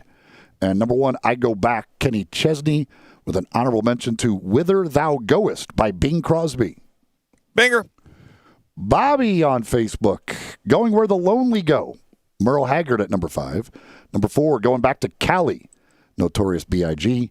Number 3, Whole Lot of Shakin' Going On, Jerry Lee Lewis. Number 2, What's Going On, Marvin Gaye. Number 1, I Go Back, Kenny Chesney. Honorable mention, You Grow Sweeter as the Years Go by Lawrence Welk. Did you see the comment from our good buddy Pete Yeah, Medhurst? Pete Medhurst. The voice of Navy Athletics? Coming at you with your number 1 choice there. Says any song where Stevie is not the lead vocalist doesn't count. I And understand. he throws 5 exclamation points in there. I understand his argument. Stevie's the voice, but this was a great song by Lindsay. I got to give it to Fleetwood Mac. I got to give it up for them. So I would disagree with Pete on that one. I like that song, and I put it number 5 on my. What drives me crazy is on satellite radio, they always play a demo version of that song, and it sounds terrible. Why? A demo version? I don't know, but it's always that song. They always play. It's a demo version. They do that with some other songs, but that song is awful. The one they play. It sounds terrible. Oh, wow. Okay. I'll have to, well, I don't know if I'll ever hear it, but if it pops on, I'll be listening quite intently now. Zed here on the First Bank text line at 67129. Number 5, Going to California by Led Zeppelin. Number 4, That Ain't No Way to Go, Brooks and Dunn. Number 3, Let's Go, Cars. Number 2, Go Your Own Way. And number 1, The South Gonna Do It Again by Charlie Daniels. Give it up, South. Do I count? I'll count Gunna. I'll let you go with Gunna. It's kind of a going. It's a version of going to. Spell that for me. Gonna? Yeah. Gunna? Okay. So that's kind of like saying going to. So I'll count it. We'll let you go with that one, Zed. Downtown Leo. Number 5, Don't Let the Sun Go Down on Me. Number 4, Every Time You Go Away by Paul Young. Number 3, Let's Go. Number 2, Don't Let Him Go, REO Speedwagon. And number 1, Please Don't Go by KC and the Sunshine Band. One of their rare ballads. He also, Downtown Leo says, I did almost have the Jigsaw song on my list on Friday, so cheer up, Greg, you're not alone. There you go. What song was that? Sky High by Jigsaw. I don't remember it. Probably blocked it out of my memory. Probably was terrible. Bobby in Midtown. Number 5, Going for the One by Yes. Number 4, Going Mobile by The Who. Going Mobile. That's a good song. Yeah. Number 3, Going Down South by R.L. Burnside. Number 2, Go for Your Guns by the Isley Brothers. And number 1, Going Down by Freddie King. Going Down by Freddie King. All right. Beavis checks in with number 5, There's No Going Back by Sick Puppies. Okay. Number 4, Going Through the Big D, Mark Chestnut. And I don't mean Dallas. Number 3, Going Back to Miami, Blues Brothers. Number 2, Going Up the Country by Canned Heat. Yep. And number 1, Go Flex, Post Malone. Butthead. Number 5, I Ain't Going Nowhere, Baby, Cody Johnson. Number 4, Anything Goes, Pirates of the Mississippi. Going, Gone, Neil McCoy. Number 2, Life Goes On, Little Texas. And number 1, Don't Go Near the Water by Sammy Kershaw. With an honorable mention to The Devil Goes Fishing by James Bonamy. Okay. Raider Corey. Number 5, My Heart Will Go On, Celine Dion. Look at Raider Corey showing his sensitive side. Number 4, And the Beat Goes On by The Whispers. Number 3, I Can't Go For That, Hall & Oates. Can't believe Greg didn't have that one I on his do list. not like that one. Oh. No can do. I did not know Hall & Oates did a song you did not like. Few of them. Number 2, What Goes Around Comes Around, Timberlake. And number 1, Let's Go Crazy by Prince, with an honorable mention to Here I Go Again and Go Crazy by Chris Brown. Ray in Cordova, honorable mention, No Particular Place to Go, Chuck Berry. Good to see somebody else giving Chuck Berry a little respect. It's a good song. Number 5, Going to a Go-Go, Smokey Robinson and the Miracles. Number 4, Don't Go Breaking My Heart by Elton John and Kiki D. Kiki D needs to be a football. Like somebody, I wish we had a football player. We have Kiki Cutie. We need Kiki Kiki Alonso. Kiki. Right? That's Kiko Alonso. Oh, Kiko. Okay. Kiki is Kiki Cutie. But Kiki D is just a great name. Number 3, I'm Going Down, Bruce Springsteen. Number 2, Good Don't song. Let the Sun Go Down on Me. And number 1, Go Your Own Way. I'm Going Down. Almost made my list. Let's see here. Let It Go, Def Leppard. Going to California, Led Zeppelin. Go Your Own Way, Fleetwood Mac. Going Back to Cali. And Don't Let the Sun Go Down on Me. That one did not have a name on it. This one doesn't either. Let's see. Number 5, Let's Go, Richie Valens. Number 4, Go Tigers Go, University of Memphis. Number 3, Let's Go Dancing, Kool and the Gang. Number 2, How Long Has This Been Going On? They don't put an artist there. Who's that by? Is that like a Motown song? How long has this been going on? And their number 1. No, that's What's Going On. Number 1 is When the Going Gets Tough, the Tough Get Going. And who sings that? That when the tone. That's I know it's from. I know the song, but I don't know who sings it. I know it's from a movie too. The soundtrack of the movie with Michael Douglas, Danny DeVito, and I forget the woman's name, the actress. When the going gets tough, the tough gets going. Who sings that? Damn. Billy Ocean. Billy Ocean. That's there Billy we go. Ocean. What was the other one? Let's see. How long has this been going on? Yes. Let me see if I can figure out who that one. How long has this been? I know that song too. Like I can hear that Well, you're probably song. thinking of How Long Has This Been Going On, which is different, I think. This says Ace. That's it. That's the one I'm singing. How long has this been going on? That's it. It's Ace. It's like a one-hit wonder. How long has this been going on? Yeah, it's Ace. Ace looks like it's a place for the helping hardware man. Now helping hardware people. just the picture here. If they ever make a movie about Ace, James Vanderbeek can play ace. He looks just like James Vanderbeek. That might be James Vanderbeek. I don't know. Maybe James Vanderbeek had a one hit as ace, because that looks just like James Vanderbeek. If he grew a little facial hair and grew his hair out, that is James Vanderbeek. Anymore? That's Dawson. That is Dawson right there. I could see it. I believe that is all of them. Yeah, thank you. Front Row J texts. Jewel of the Nile was the movie. Kathleen Turner was the actress, and they used that Billy Ocean song in that movie. That's how I remember that. Okay, tomorrow, our topic, the word back. B-A-C-K. The word back tomorrow in the title of your song for our 5 favorite songs. Couple of things before we take the time out. You got something? Somebody, by the way, says the song title is just How Long by Ace. Lead vocals by Paul Carrick. Paul Carrick's been around, man. He's good. The one that I'm looking at here does have the has How Long, but it has this been going on in the parentheses. As long as it's in the parentheses, you're so good. I'm gonna go with it. I see it listed many times here with it in the parentheses, so I'm gonna count it. We're gonna count that one. One other note from Ryan Silverfield, again, meeting with the media remotely through Zoom, said that among those unavailable to practice, and they're going to return to limited practice tomorrow. They were back on Saturday, but they're going to do it again tomorrow. He said of the players who are unavailable due to COVID-19 is about 50-50 between positive tests and contact tracing quarantine. They expect to get a significant group back from contact tracing later this week. Fleet Feet, the place to go to get your running gear. You want to get shoes that are just right for you based on the way you run or walk to get the most out of your workouts, avoid any injuries and other problems. And the folks at Fleet Feet will do that.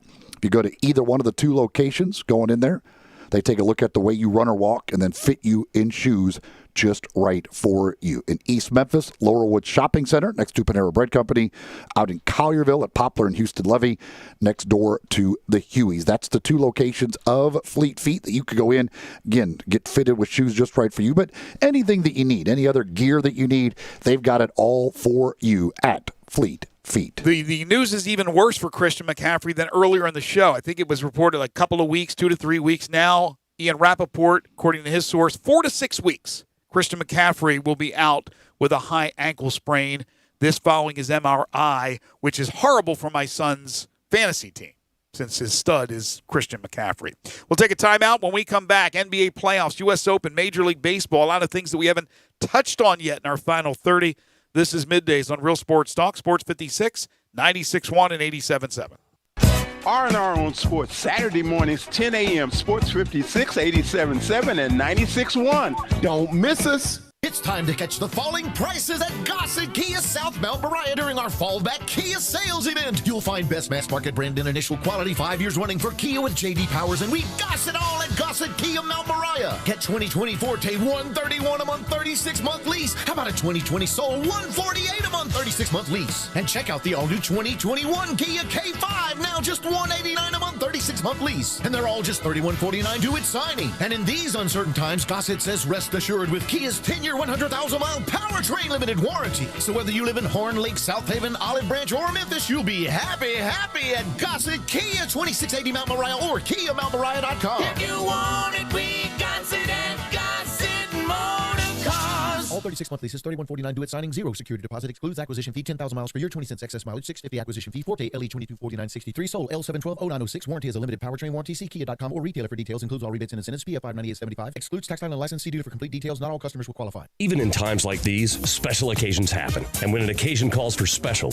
it calls for 117 Prime, Memphis's premier downtown dining destination. From the spectacular 36-ounce porterhouse paired with a Ferrari Carano Cabernet, to the jumbo lump crab cakes, to the raw bar with oysters fresh off the boat from the Gulf and the East Coast, there is simply no finer dining experience in Memphis than 117 Prime in the heart of downtown.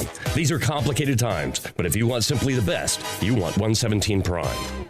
As you get back to business, small things can make a big difference. Like marking safe distances with floor tape and posting reminders to wash hands. As always, Grainger is here to help, offering supplies and solutions for every industry. Free access to product specialists, 24/7 support, safety recovery guides, and more. It's part of our commitment to help you adapt and recover in these challenging times. Call, click Grainger.com, or just stop by. Grainger, for the ones who get it done. You have to be up in 5 hours, 2 hours, 6 minutes. And when you hear, you realize that you haven't slept a wink. That's why there's ZzzQuil Pure Z's, a drug-free blend of botanicals with an optimal dose of melatonin, so you can fall asleep naturally with no next-day grogginess. It's available in both liquid and gummies, tastes great, and is non-habit forming. Pick up ZzzQuil Pure Z's from the sleep experts at Vicks ZzzQuil. ZzzQuil Pure Z's, naturally superior sleep. Available at retailers near you. Hi, folks. Good news for bargain hunters and bandits from the Chevy Sheriff in Collierville. It's Western Trading Days at Sunrise Chevy. Over 500 Chevys and used cars in stock just in time for the Sunrise Low Price Rodeo. Factory rebates up to $7,500. Sunrise discounts high as $8,000. And don't forget, Sunrise specializes in secondary financing. Need a good body shop? Bring it to Sunrise. We work on all makes and models. Remember, you can bring your Chevy to Sunrise for service no matter where you bought it. Buy American and buy from Sunrise. Find new roads to the Sunrise Chevy Ranch. 385 in Houston Levy and Collierville. Chevys cost less at Sunrise, partner. Divorce can be complicated, even more so if there are children involved. If you're a father and want to protect your rights, consider Cordell & Cordell. As a partner men can count on, they have helped men with matters like these for 30 years. Visit CordellCordell.com to learn more. Contact Cordell & Cordell to schedule an appointment with one of our firm's Memphis attorneys. Online at CordellCordell.com. Office in Memphis, 6000 Poplar Avenue, Suite 225, Memphis, Tennessee, 38119. Now, back to Sports 56 Middays delivered by FedEx. Visit FedEx.com/e-commerce to see how FedEx can help you start, grow, and efficiently manage your business. This hour is also brought to you by East Memphis Ace Hardware at Quince and White Station. Here once again are Greg Gaston and Eli Savoy. I was a highwayman. Along the coach roads I did ride. Once again, East Memphis Ace Hardware, 5143 Quince Road. It's right next door to Billy Hardwick's All-Star Lanes, your neighborhood Ace in East Memphis for convenience, service, knowledge, and price. Online at acehardware.com, where they offer free shipping. Call them at 901-683-8688. Open Monday through Saturday, 8 to 7, Sunday, 10 to 4. Before we dive into some other topics that we haven't touched on as of this point, you were talking about Rob Gronkowski and the targets. 4 targets on 33 routes through 2 games. Bruce Arians, the coach of the Bucs, said opposing defenses really aren't doing anything to take him out. Quote, "We're not throwing it 50 times to the tight ends. That's what we have receivers for." So his philosophy is not to throw to the tight end, like it was in New England with Belichick throwing to Gronkowski and the tight ends, of course, before, years ago when they had Aaron Hernandez, before that thing turned out to be what it was. He threw to Hernandez. He always threw to the tight ends. But in Tampa, even though they have O.J. Howard, even though they have Rob Gronkowski, and Godwin's out with an injury, the focus is still on the wide receivers. By the way, the Denver, Brett Rippon is the backup quarterback to Jeff Driscoll. Boise State, right? Mm-hmm. He's the only other one they have on their roster right now. So, there was, I guess, John Elway had said they were going to be looking at quarterbacks that are on other practice squads and available. So, but right now it's Driscoll and Brett Rippon. No NBA playoff action today. The Lakers and Nuggets will play Game 3 tomorrow, and then on Wednesday it will be Game 4 between the Celtics and the Miami Heat. But yesterday it was a dramatic finish for the Lakers. They had a big lead early. The Nuggets roared back, and then Anthony Davis, down 1, hits a 3 at the buzzer. He goes for 31, and the Los Angeles Lakers now grab a 2-0 lead on the Denver Nuggets with a 105-103 win. After he makes the shot, he screams one word out. It is Kobe.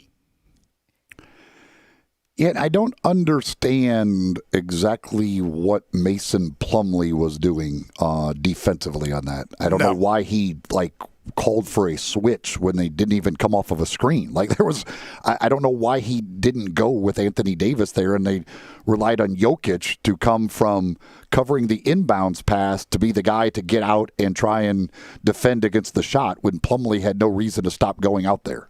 So Jokic said it was a miscommunication, but you can see before the play, Jeremy Grant was actually calling on Plumlee to, if that situation happened, they would help on LeBron. Was the whole sort of miscommunication I think they had. Yeah, because Plumlee got the brunt of the what do you call it? The blame. Couldn't think of the word blame. He got the brunt of it.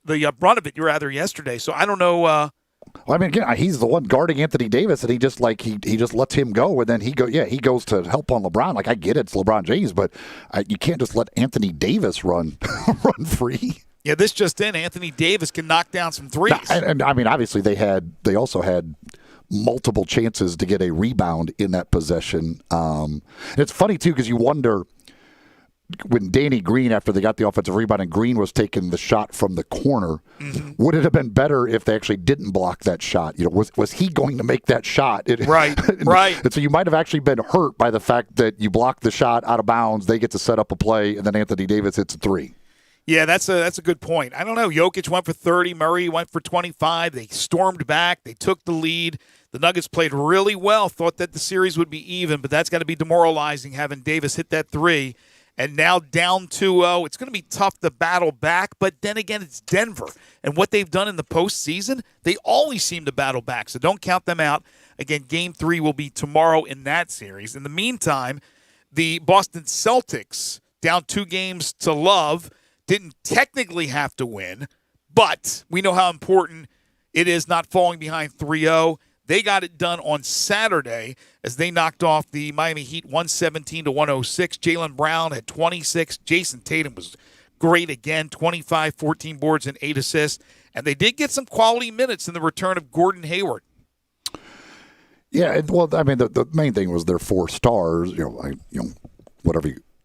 4 main guys all showed up, all had 20 or more points. You had Walker, Smart, Brown, and Tatum all involved in the offense and all having good games. And yes, it's nice to add Hayward to that bench, and as he kind of gets back into it a little bit, he'll certainly help offensively. But how about Goran Dragic, who's been fantastic? Dude was a negative 29 in 28 minutes. Yeah, he was just playing so well, and then lo and behold, he has a game like that. But he's somewhere in the middle. He's not as great as he's been playing, and he's certainly not as poor as he played on Saturday. Yeah, I mean, it was 2 for 10. It was. Man, I was like, holy cow, that's hard to.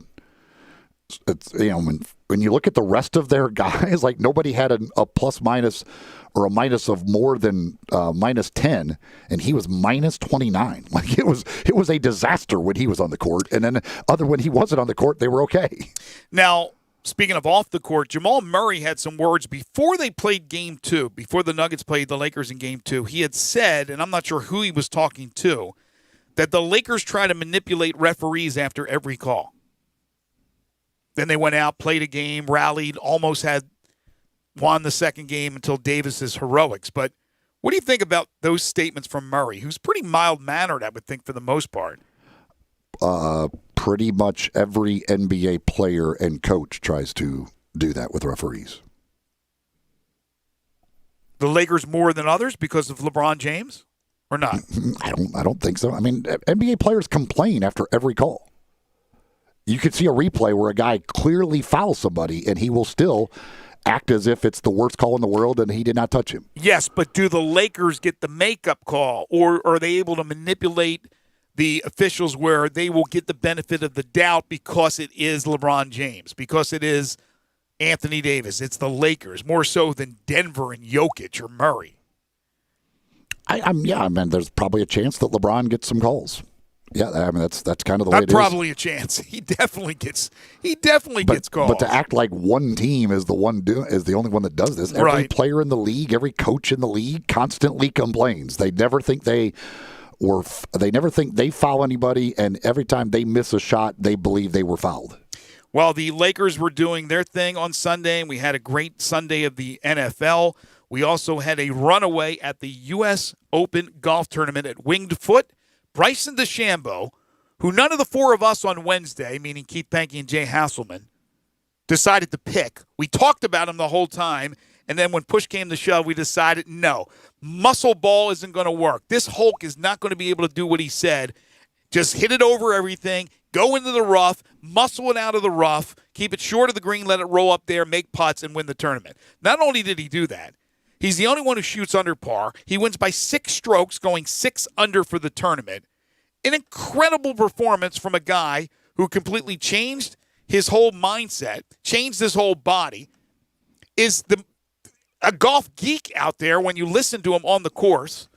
It's unbelievable. This is the new, I don't know how many golfers are going to follow suit and young golfers try to do what he's doing, but this is a new age. We have never seen a guy like Bryson DeChambeau, and he goes out and wins the U.S. Open.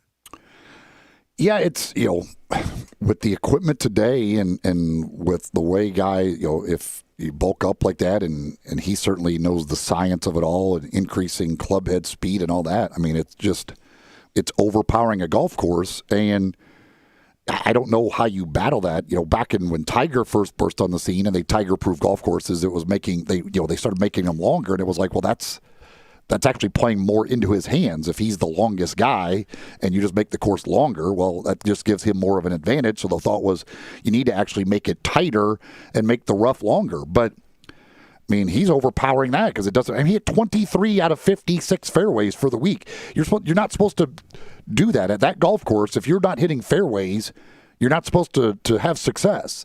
And he's hitting less than half the fairways and goes out and laps the field and shoots 6 under par. So I don't know. I don't even know how you combat these guys anymore because they just hit it so far. The equipment is so good and they're just so darn good. Yeah, but I can't sit here and say, well, the rough wasn't penal because it was for just about every golfer out there.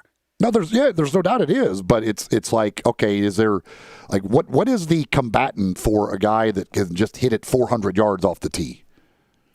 See, here's the thing. It's a good question, right? It's a good question. They try to lengthen some of these older courses that are used traditionally for U.S. Opens, and it really makes no difference. I still think, unless the conditions are out there and it's just windy as hell and things of that nature, if it's not, these guys are normally just going to destroy courses. But, for example, at Augusta, Amen Corner, the par 3, what is that, 13 or 14? 12 is the Is it 12? Okay. It's got to be perfection, right? And if it's short, it rolls back down into Rays Creek. The hole that they were playing, was it 18 that kept rolling down? Was it the 18 finishing is the false front, yeah. The false front. Why not have the false front lead into water? Why didn't, if you're short, it rolls down into water? These type of things, I think, can make it a little bit trickier and tougher for golfers. The precision of where you have to put the ball. With DeChambeau was like, I'm just going back, rearing back, hitting it as hard as I can. It doesn't matter wherever it goes because it's more than likely going to go in the rough, and he proved that. And I'm going to muscle it out of. But if there was more water, I don't know. I mean, I'm just an average Joe golfer, and I hate seeing water. And I know pros, just fly it over the water and do this and do that. But if you put it in strategic areas where if you mishit it, it's going to roll back into the water or something like that. I'm not a golf designer, a course designer. It's not easy to just go add a bunch of water to a course. Right. I know it's not easy, but courses that are being developed now that may one day become a U.S. Open type course. And the other thing, take that into consideration a little bit more. But the other thing that these courses, you also they have, while they host a U.S. Open every few years, they also have just people who play them, and they don't want to make them impossible for a person that goes out and plays the golf course. That's right. But then again, that's why they have 5 different tee boxes. Don't play back in the back boxes, right? Don't play where the pros. But if you put water all over, I'm just saying, like if you're putting water in front of the green and a false front that rolls back into that water, like that's probably going to be unfair for the average player. Yeah, and then that's a really good point. Really good point you make. This Memphis Sports Fact is brought to you by James Gaddis Jewelers. Did you know that Tigers wide receiver DeMonte Coxey is 3rd all-time on the school's reception and yardage list, trailing only Anthony Miller and Duke Calhoun on both of those lists?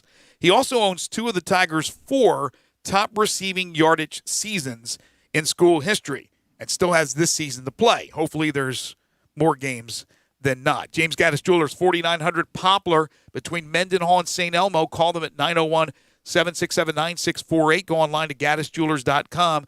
Your bridal engagement and anniversary jeweler headquarters. Been serving Memphians and Mid-Southerners for over 23 years. Guys, it's not the easiest thing to pick out that right rock It's the biggest decision of your life. But James, Linda, and the rest of the pros at James Gaddis Jewelers will answer all your questions and steer you in the right direction. They are full-service jewelers with 2 bench jewelers ready to serve you, whether it's a refitting, a cleaning, whatever it is, they will take care of it for you. It's James Gaddis Jewelers, 4900 Poplar, between Mendenhall and St. Elmo. Go visit James. Tell him you heard it here on Sports 56 Middays, online at GaddisJewelers.com.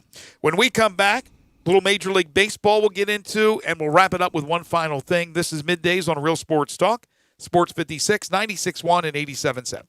Listen online anywhere, anytime at sports56whbq.com. The day has come for huge savings at Gossett Chrysler Jeep Dodge Ram Fiat with Jeep Adventure Days and Ram Power Days going strong on Covington Pike. Get 0% APR plus no payments for 90 days. New 2020 Jeep Cherokee Latitude IIHS top safety pick, $21,740 or $275 a month. 2020 Dodge Challenger, a muscle car with best-in-class cargo volume, $24,690 or $318 a month. 2020 Dodge Charger, America's fastest 4-door muscle car, $24,990 or $329 a month. And 2020 Ram 1500 Tradesman Quad Cab, $366 a month. Drive past the rest. Come to the best. Gossett Chrysler Jeep Dodge Ram Fiat, 1901 Covington Pike. Online, GossettMotorCars.net. If you want it, we got it at Gossett Motor Cars. All 75 months at 3.99 APR, 3,500 down. Must finance through Chrysler, Cherokee, LD 561583, Challenger LH 214,740, Charger LH 116,732, 1500 LS 139,171. See dealer for complete details. Offer valid through end of the month with approved credit. Dealer stock only. Hi, this is Troy Five-Ash, owner of Five-Ash Roof Services. You've heard me talk about how we offer the best products, the best warranties, and the best services for years. Now let's talk about pricing. Pricing should never be the only reason you hire a contractor, but in today's world, pricing is always a consideration. So we suggest you get 2 or 3 estimates for your roof replacement from a reputable, licensed, and insured company, and then give us a call. If we can't beat your best price for a comparable roof system by more than $100, we'll give you $100. It's that simple. We are so sure we can offer you the best price, beating all other qualified companies, we will hand you $100 if we can't, and thank you for the opportunity. So give us a call. What's the worst thing that's going to happen? Make $100? Five-Ash Roof Services, a proud supporter of Tiger Athletics and the official roofer of the Tigers home team. Five-Ash Roof Services, fair, honest, and ethical. 367-0050 or memphisroofer.com. Five-Ash Roofing, it's what we do. We're here for you. Jim Gray from Westwood One here with a Monday Night Football preview. Coming up, the NFL debut under the primetime lights with the Raiders hosting the New Orleans Saints in their new Las Vegas home stadium. Derek Carr and the Raiders won their opener last week at Carolina, while Drew Brees and the Saints got their season started with a home win over Tampa Bay. Both Coach Sean Payton and Brees said after the win that there's a lot of room for improvement. Well, if you ask me how I felt like I played, I'd probably say I played awful as well. So we get to be our harshest critics, coming off this game. I know that we are used to playing at a much higher level offensively. Kevin Harlan and Hall of Famer Kurt Warner will have the call of the Saints at the Las Vegas Raiders. Monday Night Football. Remember to listen to Westwood One's coverage of the NFL all season long. Right here on Sports 56, 96.1 and 87.7.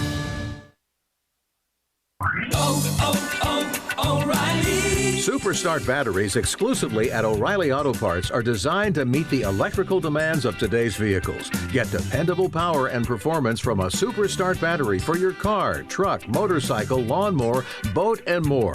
Our professional parts people can help you find just what you need. Stop by O'Reilly Auto Parts today. O'Reilly Auto Parts. Now that the storm has passed, Lowe's is ready to move home forward. Our Pro Team is here for your Pro Team every step of the way. We have the essentials to repair and rebuild, to get homes and neighborhoods back up and running. It's what we do, what we've always done, what we'll continue to do. We also offer job site delivery to save you valuable time. Find what you need in-store or 24/7 at lowesforpros.com. Lowe's, because now more than ever before, home unites us. And now a game of Commercial Chicken, brought to you by Progressive, where we see how long Flo can go without talking about insurance. Ready? Go. Hi. Guess we should talk about something. How's the Vermicelli game in your town. Got any good Vietnamese restaurants? Vermicelli? Oh, it's a noodle. Very good. Drivers who switch to Progressive could save big. Okay, you win. We can't help but save customers money. Progressive Casualty Insurance Company and Affiliates. Case IH is a proud supporter of the Mississippi Farm Bureau, and thanks to a membership benefits partnership, Mississippi Farm Bureau members receive a discount of up to $500 on every qualifying Case IH tractor and piece of equipment you purchase. This discount may be used with other promotions, rebates, or offers. So join Mid-South Ag Equipment and the Mississippi Farm Bureau and pocket up to $500 in savings. Call Mid-South Ag at 662-890-3141 to get your discount today. All 75 months at 2.99 APR, G4, LHFO 7472, Outlander, LU02 9957, Eclipse, LZO 15617. Includes all rebates and incentives, PF 59875, excludes tax, title, and license. Offer valid through end of the month with approved credit. Dealer stock only. See dealer for complete details. Gossett's Mitsubishi Madness is in full swing at Gossett Mitsubishi on the Pike, and you'll find deals to get this party started. 2020 Mitsubishi Mirage G4 gets 41 MPG Highway. We Gossett at $139 a month or buy for $12,435. 2020 Mitsubishi Outlander Sport, built to handle any adventure at $229 a month or buy for $18,573. And take the 2020 Mitsubishi Eclipse Cross for a spin at $19,107 or $229 a month. Get confidence today, tomorrow, and long into the future with a 10-year, 100,000-mile powertrain warranty. Mirage G4, $139 a month. Outlander Sport, $229 a month. And Eclipse Cross, $229 a month. So get to Gossett Mitsubishi today, 1870 Covington Pike, or shop online at memphismitsubishi.com. If you want it, we got it at Gossett Motor Cars.